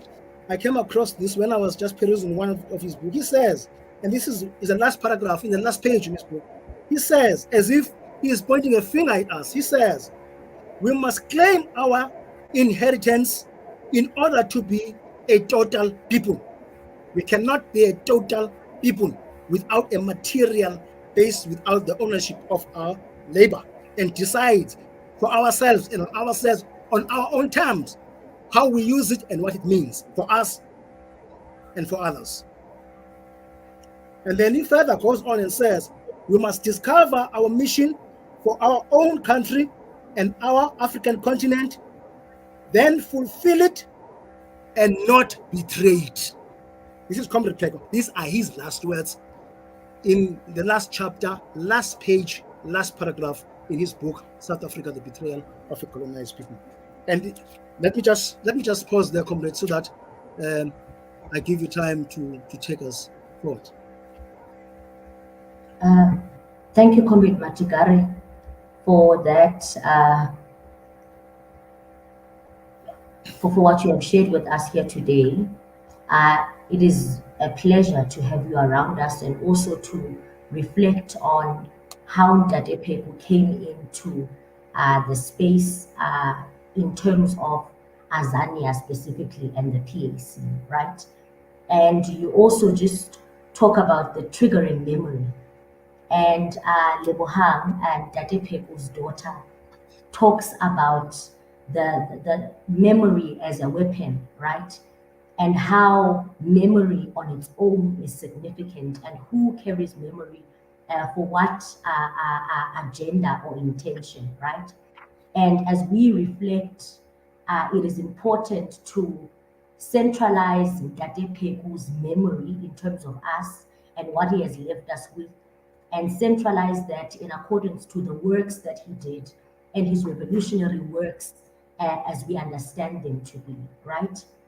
I would like to just maybe move from this conversation to maybe a Q&A and also questions that have been put on the floor.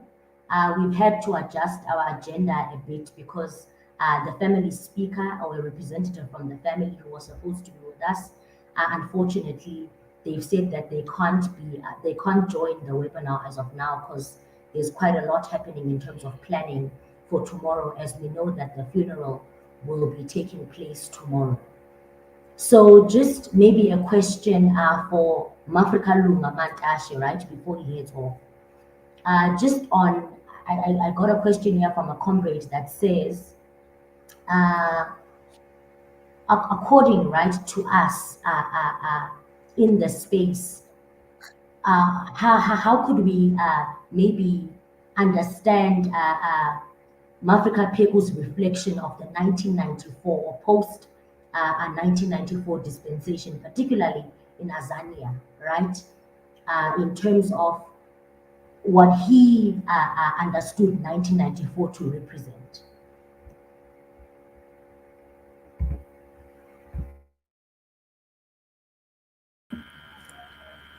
Yes, thanks. Thanks, Sandy. So 1994 is the culmination or the coming to pass of the capitulation from 1955. So 1955 says the land belongs to all who live. South Africa belongs to all who lives in it. In 1994, this comes into concretization, but with the caveat that the white man retains his position, which is consistent with Sobukwe's position that multiracialism was a pandering to European bigotry, a method meant to safeguard white domination and imperialism, the twin gods, so that in the future, as Raboroko was putting it, all these frills and trappings of racism will be transported into the new Africa, into democratic apartheid, according to Sobukwe, so as to maintain these twin gods. So 1994 is the concretization of the ideology of 1955. And then it is also the indication of the ideological success of settler colonists and imperialists. It is that they were successful not only in infiltrating the African National Congress, but in helping it deviate, even capitulate completely and helplessly into the state of affairs that we have come to experience in 1994. This is precisely why the white men preferred to negotiate with the ANC and not with the PAC. This is what Dr. Pheko outlines in his essay when he gives us the chronology of dispossession, capitulation, and concretization of that capitulation in 1994. So post-1994 then is democratic apartheid as a success of that project of 1955 and the preservation of the status quo in another form, in a disguised form. This is why the sunset clauses were such as to guarantee not only group rights, which we were viciously opposed to as the Africanists, but to guarantee the kind of state corporate nexus that needs to exist from 1994 for the next half a century. Because some of the deals that were hatched at that time were such as to perpetuate. You see, but now the state would have been moved, the government would have moved from the hands of the white man to the hands of the black one. But the underlying structure would be maintained through, so these sunset clauses. So we would guarantee a couple of things in 1994. The ANC would guarantee multiracial rights, group rights, so that you can have Orania built precisely in 1991, just as the CODESA negotiations are taking place. And so you have you have these minority rights that we had ardently and argued ferociously against. And we have said that white people must stop coming as a group in this country. They must come as individuals. Because some were told us we don't believe in group rights, but in individual rights. So we would grant these rights and they must be loyal to the African cause. But now, what the project of 1955 does is to then say, we'll give you Orania, we will give you your rights to self-determination in our own country. And then Section 25 is going to lock the future for the white man. Because Section 25 is going to say that an owner is anybody who has the title to the land, who has registered that property with the deeds office. So who has the land registered with the deeds office in 1994? It's the white fellow. And so section 25 is going to lock the deal for the white fellow. So what Dr. Pheko tries to then engage, when he calls this freedom charter a freedom cheetah, he is giving us a concept of understanding the sophistry of the opponent, the sophistry of the imperialist, settler colonist. He wants to give us this concept to understand what has happened to us. So that by the time you arrive in 1994, you have been tricked already. You've been cheated already. So you are not cheated in 1994 conceptually and ideologically. So this is why 72% of the commercial land is in the hands of white people. This is why Groenewald can say in Parliament that if we think for a second, he said to us, that we are going to get the land through expropriation without compensation, then we are calling for a civil war. Where does he get this? What does he mean? He means that he is a South African proper, right? So he belongs here. He's an owner here. He's got an equal right here. And this is why he calls it a civil war. So it's no longer a war between the indigenous and the foreigner. It is the war now, according to Groenewald, between the South Africans. You see. So this is just how successful the sophistry has been from the 1950s. And so if you then take that concept of a freedom cheetah to analyze what has happened post 1994, you see why the land remains there. You see why even the pay gap remains where it is. You see why the white fellow still gets paid much more, regardless of whether he has a qualification or not, because qualifications are constructs, in a political economy, So I'm going to pause there because I want to give other panelists an opportunity. But this, to me, is how Dr. Pheko gives us I think Dr. Pheko tries to fashion new concepts to also understand, but these concepts are not deviations, but, amplifications. And they provide the explanatory art to what has happened to us as African people. So I'm going to pause there, and I hope that I have been able to respond to some extent to the question. Thank you, Comrade Mantashe. I know that whenever comrades are given a platform, they are used to Yes, I don't want to giving go. long speeches. Yeah. Yeah, I don't want to go. So I'm just gonna ask us to be cautious in terms of that and in terms of time, right?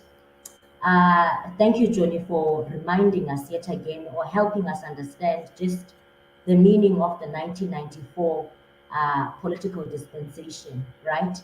And how that, as you term it and put it, was a concretization of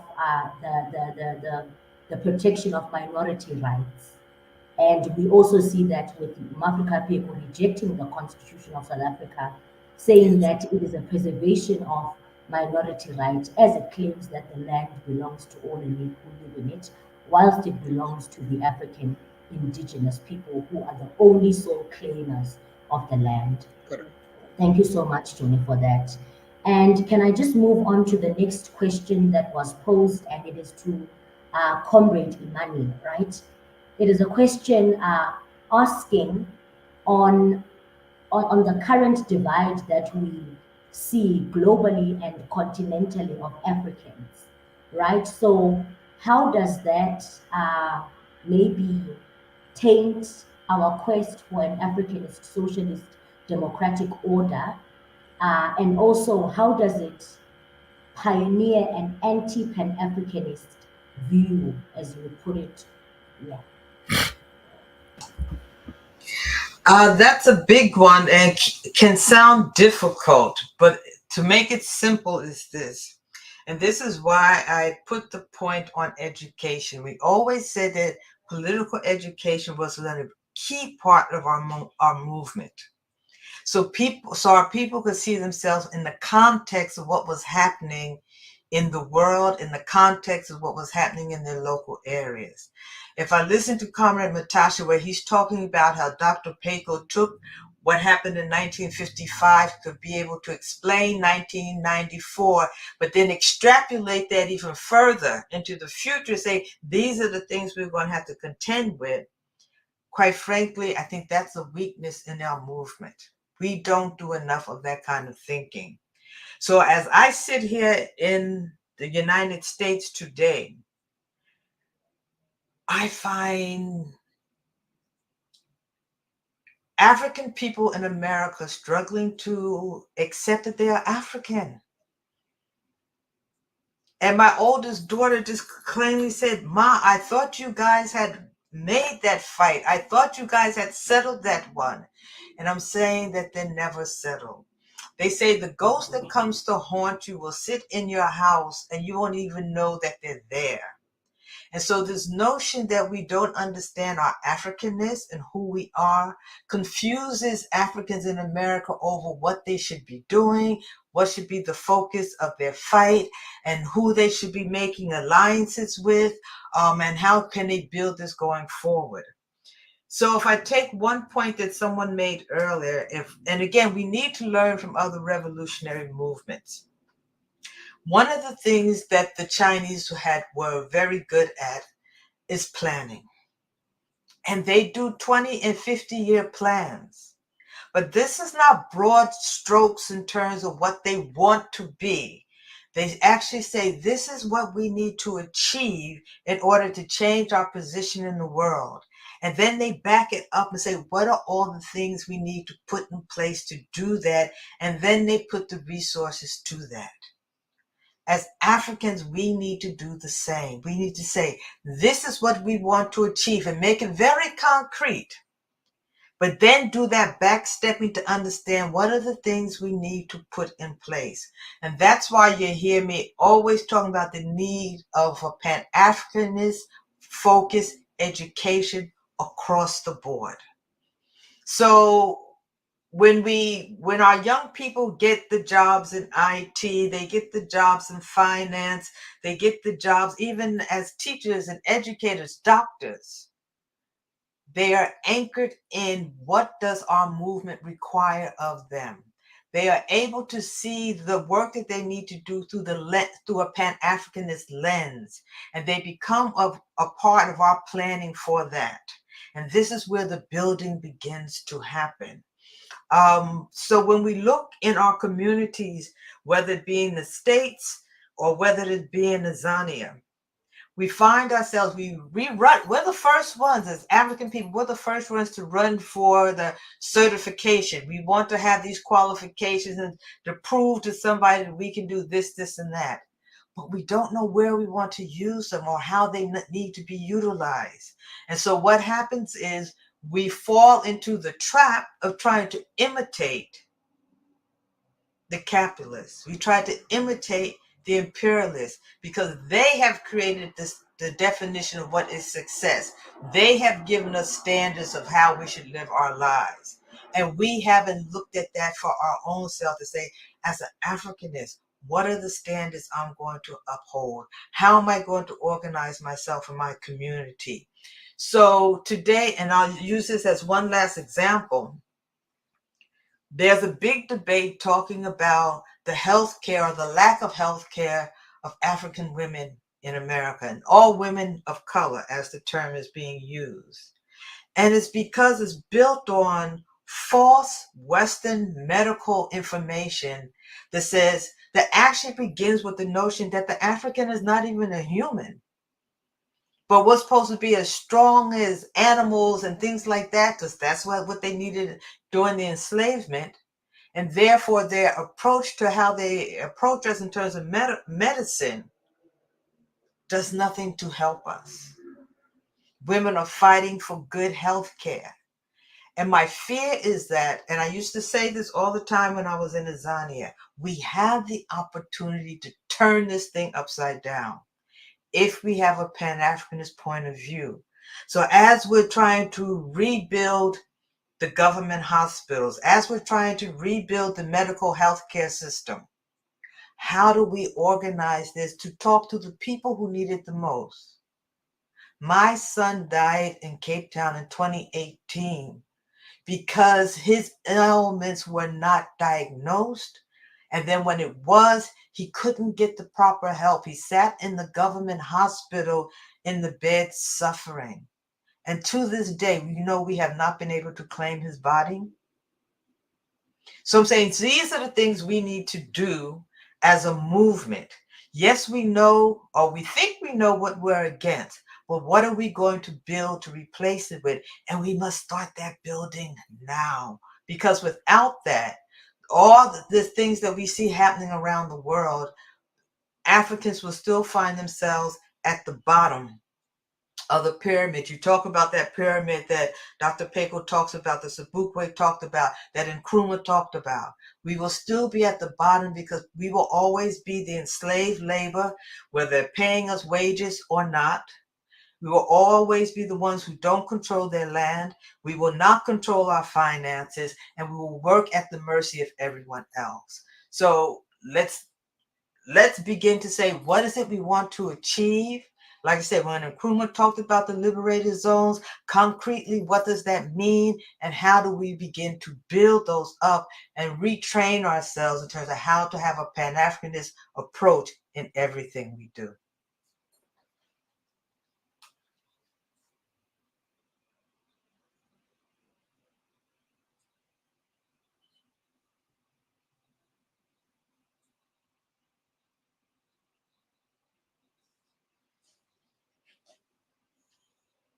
All the time of an unjust society. And just thank you again also for just showing us the importance of education, political education, and also the need to organize ourselves with an objective of understanding Pan-Africanism, right? Thank you so much for that. As I move on to the next question, I'll just read the reviews that are put on the comments. It says that we hear you, Ma-Africa, loud and clear, and we appreciate your contributions in honoring Dr. Pheko's legacy. Thank you. And it's thank yous from everywhere. Ma-Africa, we are with you, we are listening, and thank you for honoring our hero, Ntate Motsoko Pheko. Then I just have a question for Comrade Mzuri, right? The question is, how do we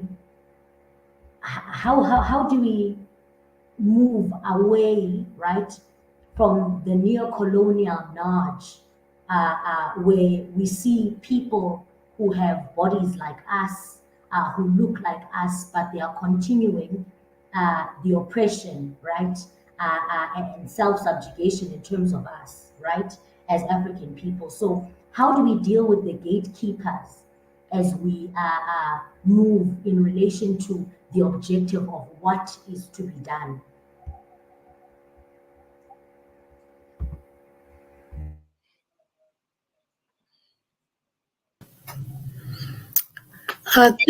Thank you for that question. We face that question all over the world, in fact. And for us, we continue to, to tell people that this is a class and nation struggle. We're in a nation class struggle to unify our people and to liberate our continent. And so what that means is that if our enemy or if our brother or sister looks like us but are against the masses of the people, they are our enemy.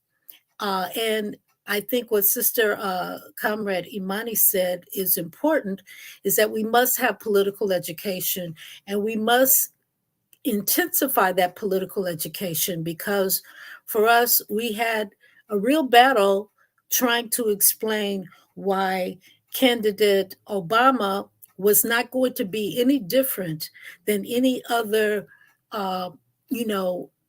African president who has betrayed our people on the African continent. and or the Caribbean. And our people were so thirsty for representation of somebody that looks like them, and to have someone in that seat, regardless of what they were doing. And even today, many of those so-called progressives, and some people even consider themselves revolutionary, don't want to criticize Black presidents. We don't want to criticize even ourselves. And that is, I think it's a principled and ideological contradiction. We are ashamed to face ourselves and face our contradictions. And by doing so, we betray the revolution, straight up. And we have to intensify that struggle. There is a real struggle that we are going to have that we have not had. And Sekou Touré said one thing years ago. Our struggle in terms of Pan-Africanism in the 80s and 90s was folks talked about the Arabs, that, the Arabs don't think they're Africans. And then a comrade Gaddafi began to set the example. He called us together. We organized ourselves. We supported Libya. Various presidents throughout the continent, only a handful supported Libya, and he began to set a model that followed Nkrumah and began to bring us together and push African unity, and began to support and use the resources of Libya to help strengthen the Pan-African movement. And from that, it set the example. And something Sekou Touré, President Touré said, is that first we must deal with the primary contradiction, which is imperialism and colonialism. And then we can deal with the secondary contradiction. So if we're all united to destroy capitalism and imperialism, including neocolonialism, which is the last stage of imperialism, then we can move forward. But those who are not willing to fight and destroy capitalism and imperialism are still on the side of the enemy. And so we seek to destroy collectively the primary contradiction, and then we'll deal with the internal contradiction. Just like Cuba dealt with those reactionaries and those betrayers of the revolution, because if they weren't willing to fight for the liberation of Cuba, then they were on the side of the enemy. And we have to begin to strengthen our revolutionary struggle to the point where people love the people and the masses more than they love someone who looks like them, who's rich, who has position, who's popular, who has, all the shiny and glamoury looks that they try to attract us with, but in essence are our enemy, are enemies of the people. And so one, I think we have to intensify our political education. We have to intensify our organization.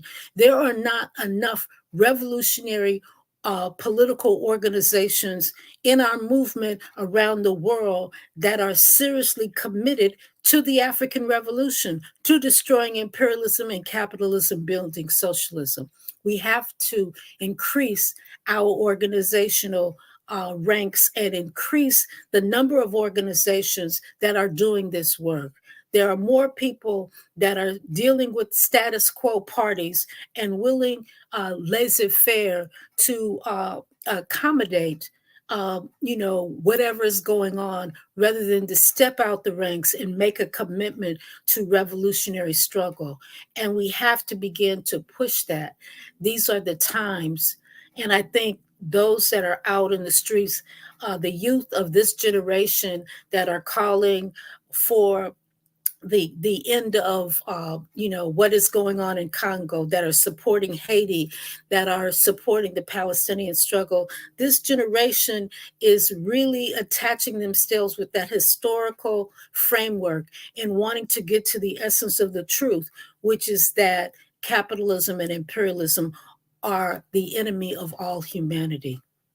And I think by us building on this struggle and reaching out and improving and making our organization more acceptable to be able to bring in people and train them and teach them rather than to beat them down for what they do not know, to bring us in and show humanity, show that love of humanity that we mentioned, that Dr. Pheko talks about, that Cabral talks about, and talk about our contradictions. Be willing to talk about our contradictions.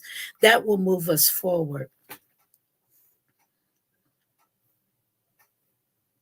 For reminding us to intensify, right, in terms of organization building, because as you put it so well, that our organizations are targeted, right, by the very imperialist forces, simply because they want to disintegrate us and move us to not looking at the objective.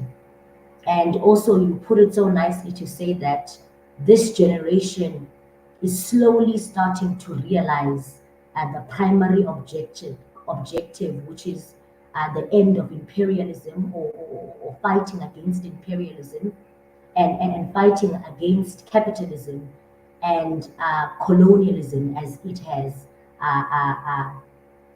been a part of our setups. So I'll just get the last question, and it is for Comrade Mzuri, around the question of, and how Dr. Pheko also poses it, to say that each generation has a mission, right? We should either combat it or we betray it. And also Fanon also talks about the relations of generational mission and the betrayal or the execution of it. So I would like to just ask, in terms of us celebrating the legacy of Dr. Pheko, how does this generation continue to combat in relation to our mission for the total liberation of the African people?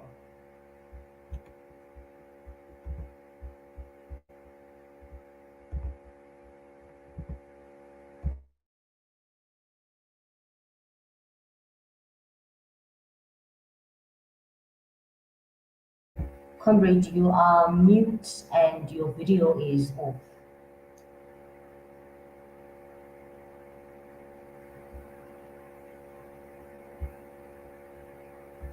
Who are you talking to? Sorry, I did not get you. Sorry, to you. To me. So the question is, yes, the question is posed to you, right? In terms of the legacy of Dr. Pheko, which we are trying to reflect on, right? And to learn and build from. So he talks about the mission of each generation. So we wanted you to interlink the two together. How does this generation embody the legacy of Dr. Pheko? Yes, thanks, Com. Sorry, I keep on get cut off, so that's why I could not make sense or understand that you're talking to me. Yes, I take this as his last directive, Comrade Pheko. He says we must claim our inheritance in order to be totally independent people, or to be a total people. Total people, that is in the whole cycle, spiritual and physical, cultural, material realm, being a total people. And the further says that we must discover our mission for our country, our African continent, and fulfill it, not betray it. And I think the starting point is to have the right politics, the right ideology. There have been attempts to do this in the PAC, and many Africans, diasporan movement, where we deal with the philosophical and the ideological questions first, because these are constitutive of every other aspects of our struggle. When you miss it at the level of ideology, Chairman Mao says, when you have ideology, we have everything. We might not have the money, we might not have the army, we might not even have the organization, but when we have ideology, the ideology is the axis of everything.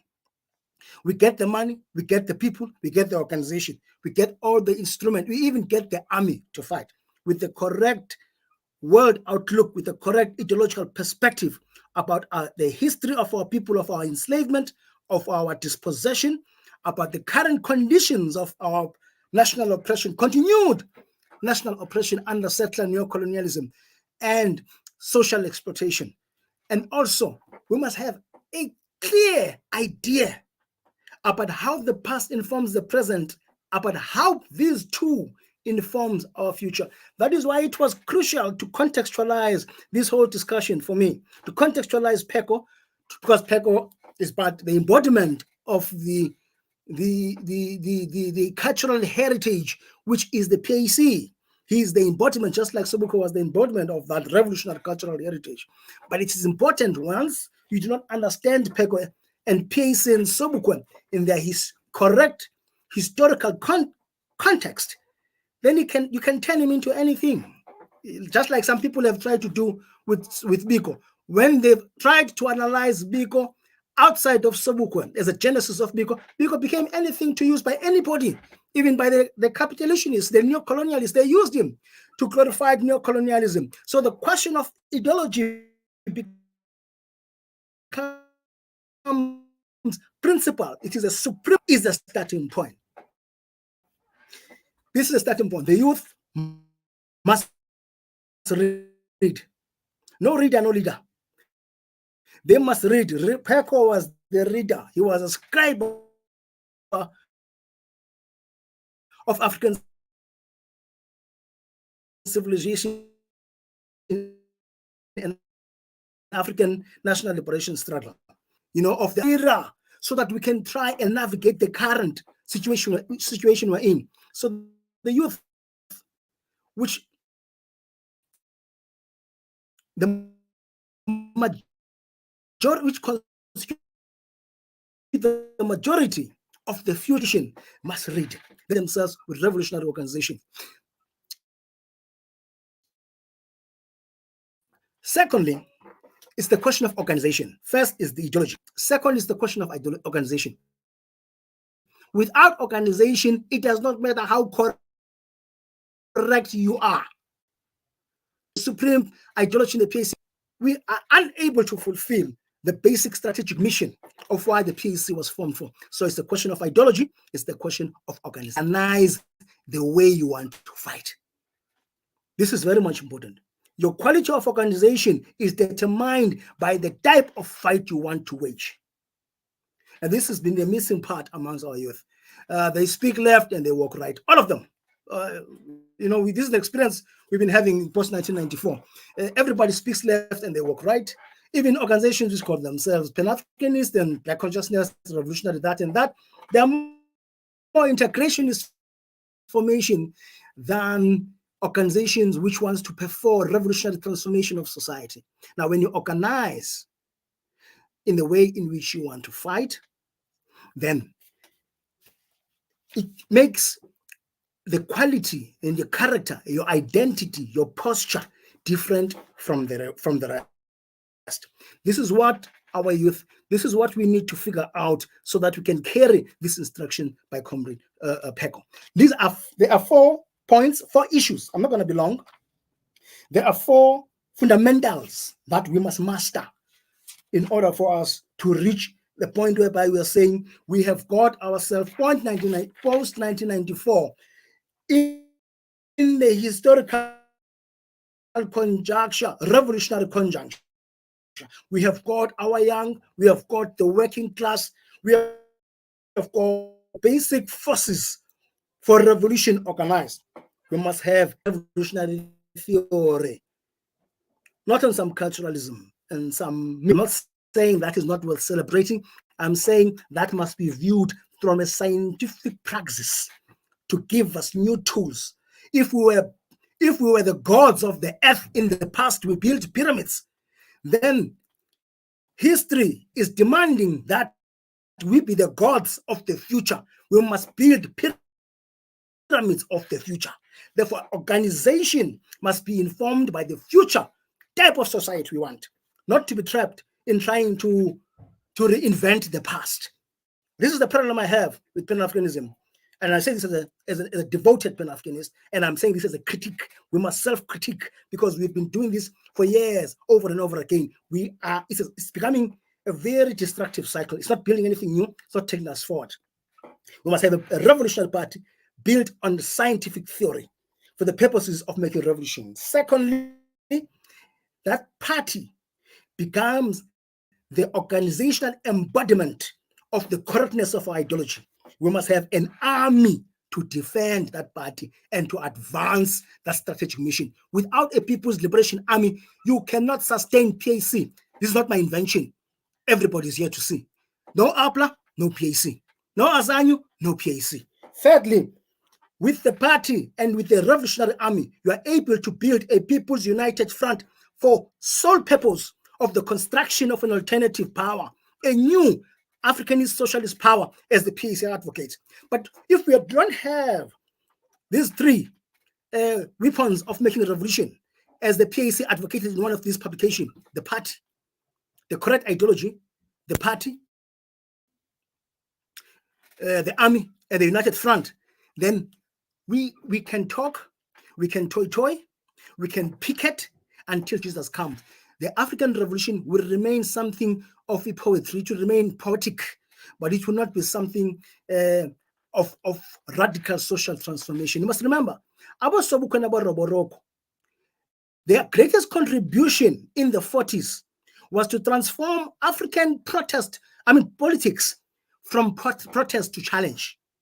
This is a profound concept, from protest to challenge. Post 1994, we have been relegated back into politics of protest. This is moving backwards, not moving forward. And the last words of Comrade Pheko in the last lecture which he conducted, organized by the Thabo Mbeki Foundation, he said that you must understand that life must be lived forward. But we understand it backwards by looking back with hindsight. But in essence, it must be lived forward. What I'm trying to say by this, we must see the coming, the formation of things, and the withering away of things, and their mutation into higher identities. This is where we're stuck. We see the PAC, we see its problems, but we're not seeing its metamorphosis into something better, into better identities, better and advanced values, so that we are able then to be in tandem with our claims of have been the fathers and mothers of human civilizations, to be the first people who gave language to humanity, to be the first people who gave culture, to be the first people who engaged in the first migration, to be the first people who gave science to the world. Those mean nothing if that is not connected to our mission to revolutionarily transform our society and create new pyramids. They might not be the pyramids of the past that we glorify so much, but there must be pyramids of a futurist world we deemed. Just as Mao says, imperialism will only come to an end when all black peoples are liberated. Sobukwe says, human civilization will not find completion until the African has made his contribution. We must imagine this new human civilization. This is where the locus of the African Revolution is about. The global African Revolution is located there. It must imagine it outside of what we were before and outside of what we are currently configured by settler colonial forces and imperialist forces. The African Revolution is not only anti-imperialism, but it is also anti those connective internally within African communities and societies, which continues to sustain the system.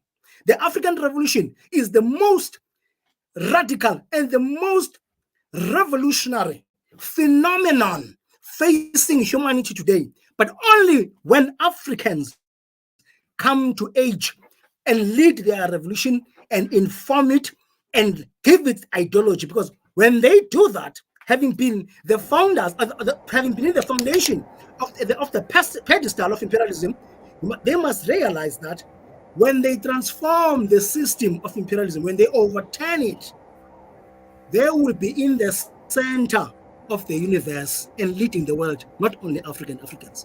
Just like when the Chinese were forming the Communist Party, they moved from a very super ideological position where they said they recognize China as the center of the universe, right? And everything else as the periphery. Meaning, therefore, their ideas about their national liberation was not to integrate and become cheap coupled copies of other people.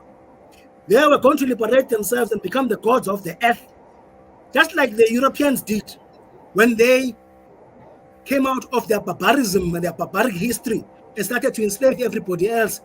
And they took the personality of the god, where all the gods of other people became lesser gods and imposed their own gods, right? The Chinese did the same, even if they are not using the words of God, etc. But by virtue of placing themselves in the center of the universe and everybody else in the periphery, it meant that they are assuming the position and the personality of a god. Africans must do the same. Isolate. Yeah, Africa. Thank you so much, comrade. I know you get very passionate on the issue of dealing with the liberation of the African people. But you have said that, Ntate Pheko said that life must be lived in the forward, right? This generation has a duty, and that is to create a revolution for itself, given the conditions that it finds itself in, right? Referencing from the historical conceptualization of the struggle of the African people globally. I think that it was very important that I should allow you to give us the tools and the weapons to help us lay a base, right, as this generation of people who are combating for the liberation in totality of the African people. We have reached the end, comrades, in terms of our webinar engagement, particularly on the issue of reflecting on the life of Ntate Pheko, but also using that legacy and reflection to build in terms of what then do we become, right? I think that is always the duty of those that come before us. They pass on to the next generation tools to continue waging the struggle, right? So I would like to deeply appreciate everyone that has been tuned in, watching and interacting on this platform. It is a pleasure to know that we are not alone. Alone, right? We are all in this together. And it is very important that we learn and we teach each other. And I would also love to thank the panelists that are here with us today for just taking heed to the call, right? For understanding that the passing of Ntate Pheko is an opportunity for us to reflect on his legacy and an opportunity for us to celebrate together, because this is how we celebrate. This is how we learn and engage together. So thank you very much, comrades, for availing yourself, for putting out material and engaging this whole time, because this webinar was created by all of us, basically, in terms of how then it became a success and a manifestation, right? And then I'd also like to thank the person behind the scenes, right? Comrade Chinzera. You have, we called you on short notice and said, Comrade Chinzera, how do we do this? The technical part of it, we wanted to have a larger reach, and you just said that, comrades, I'm just here to serve, right? I'm here just to be a part of you and help you in terms of the technical needs that we have. We honestly appreciate your work, comrade, and for taking your time and for dealing for the mishaps in between. Ntate Pheko used to wear a scarf, right? That read, serve Africa. And I think that is our mandate in everything we do, in whatever sphere of society that we become a part of. The duty is to serve the African objective. It is to serve the African people. And I would just like to say that this conversation must not end here. We are supposed to converse more and maybe deepen the contributions of Ntate Pheko and reflect on them even more through webinars, through workshops, and through writings as well, because he wrote more than 45 books, right? And these books were campuses that were able to help us understand, as this generation, the struggles of the African people. So thank you so much, comrades. Thank you to the people watching. And in closing, we will just have a tribute that will play till the end. And just an announcement that the funeral of Ntate Pheko, right, he will be laid to rest tomorrow on the 4th of May, and it will be at the Rosebank Auditorium. And this is where we will basically pay our last respects. But also, we are not bidding him farewell. We are saying that in African scientific understanding, the soul continues to live on, and we will draw from the soul, right, as he had lived and as he has taught us. So thank you, comrades, and over to you, Sister Chinzera, for the tribute. Israeli. Good evening, fellow Africans. My name is Mzuri, and I'd just like to extend my condolences to the family of Dr. Pheko upon his passing. Dr. Pheko was a Pan-Africanist who worked tirelessly for the liberation of the people in South Africa. He decided that he would work in such a manner to restore them to the activities that they had prior to the coming of foreigners. Dr. Pheko was an inspiration to me to also consider the Pan-African way of helping African people generally.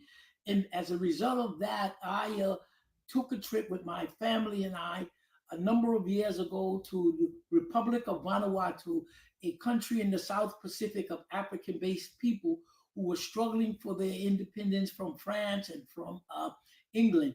And so I spent time with my family working with the government of Vanuatu in the Pan-African.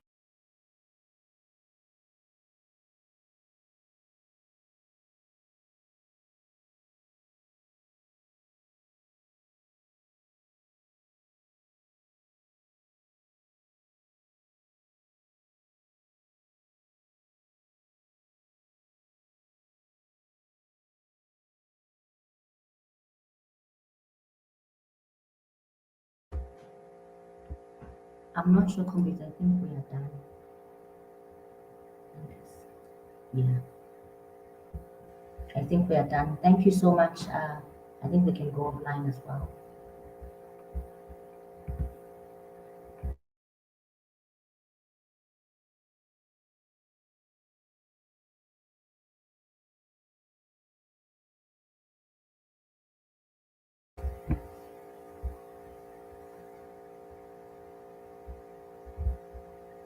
Okay, thank you, comrades. Thank you, comrades Andy, comrade Imani, comrade Mzuri. What it is, Asante Sana and Kosi. as African people, to help each other and to uplift us at this way. So I like to just extend again my condolences to Mahal Pheko, her sister, and all of the family for giving us now, a ne? great Comrades historian, Andy, elder, and I can go now. I can leave. I can leave.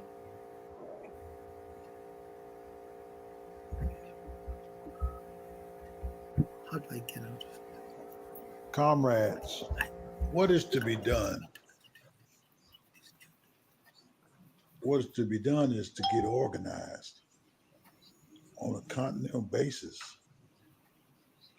In Azania, we have some of the most powerful liberation organizations that can help lead the way to continental organization. The Kwame Nkrumah taught us organization decides everything. We must understand that we cannot operate separately as a continent, as organizations that are revolutionary and Pan-Africanists. We have to unite at this time. Our enemy is global. Our enemy has bases, military bases all around the world where they can inflict damage within hours on anybody, anywhere on this planet.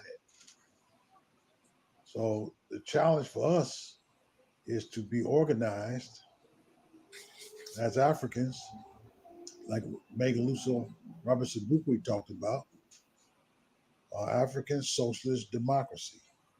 not just for Azania, not just for West Africa, but for the whole of Africa and those in the diaspora also. So that's what we have to do.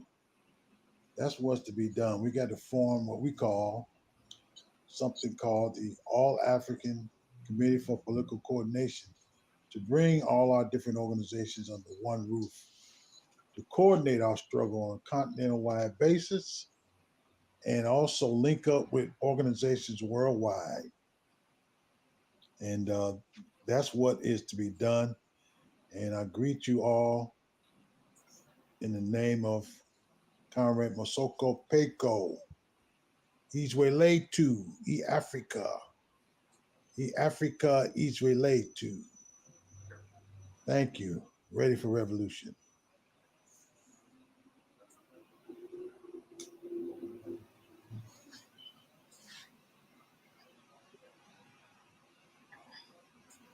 Good day and greetings, comrades and friends.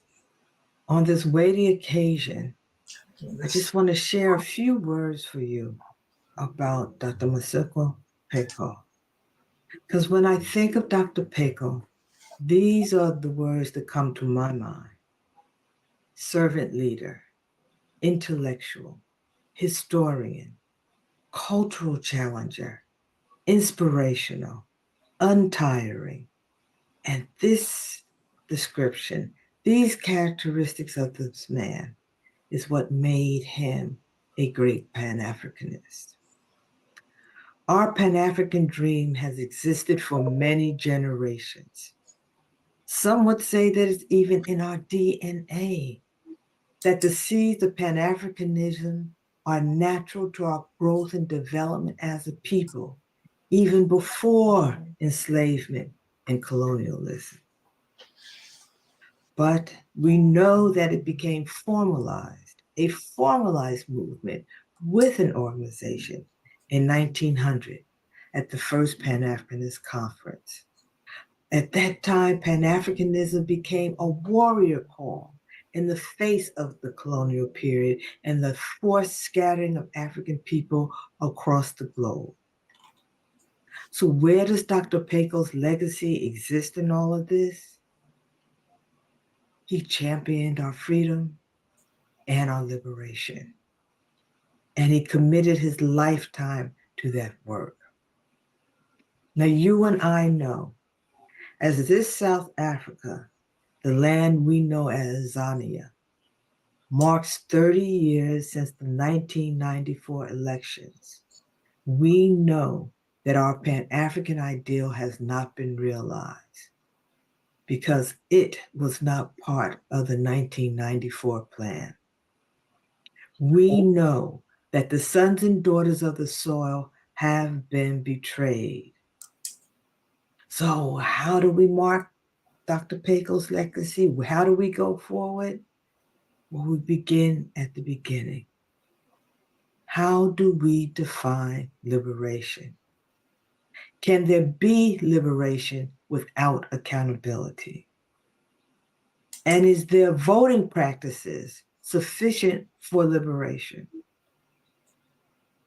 Can there be liberation without unification? You and I know that Africa is gripped by new neocolonialism of a new form. It is not gone. Only the masters have changed, aided by our internal corruption. Can there be liberation without scientific socialism? The 1994 plan was crafted to benefit an elite and to build a small but identifiable middle class that would act as buffers while the majority of the people continued their lives as dispossessed peasants and workers. This is not an economy of strength. So again, I ask us, where does Dr. Pheko's legacy exist in all of this? Dr. Pheko fought these lies and these expectations that were finely crafted to deceive our people. He would document our struggle in his books He spent his life traveling the world to explain our cause and to teach.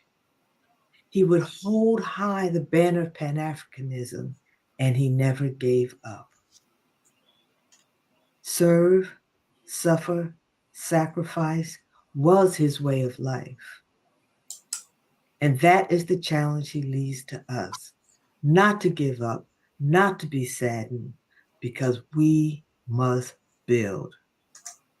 We need people trained in all areas of the economy, knowing, leading, and developing new scientific, agricultural, technological, medical, educational, and political solutions, each with a Pan-Africanist goal.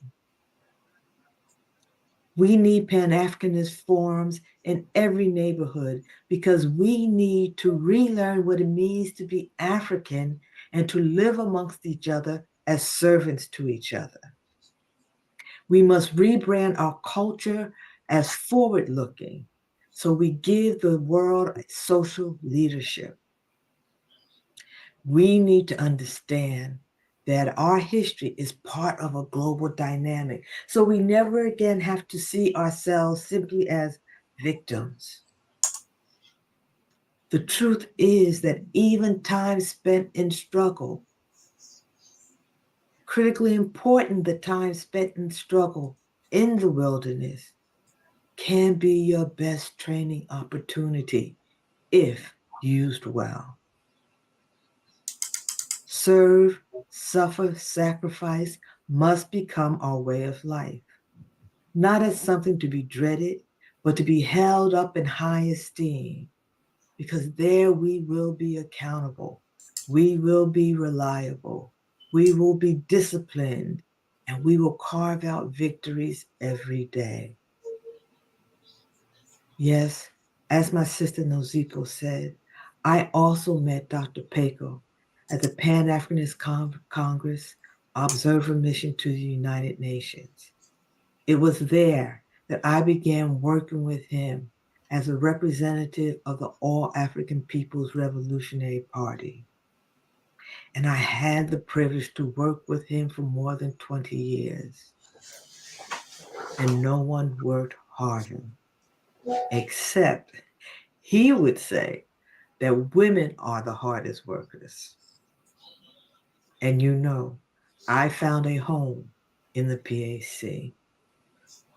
So with this, standing on this legacy, I look forward to the time when the PAC, the AAPRP, and AZAPO will be the foundation, will plant seeds for a new formation that can take up the great task of our future. When we will then educate, organize, and build. Dr. Pheko, you are our tower. You are missed, but never forgotten. Israel, Africa.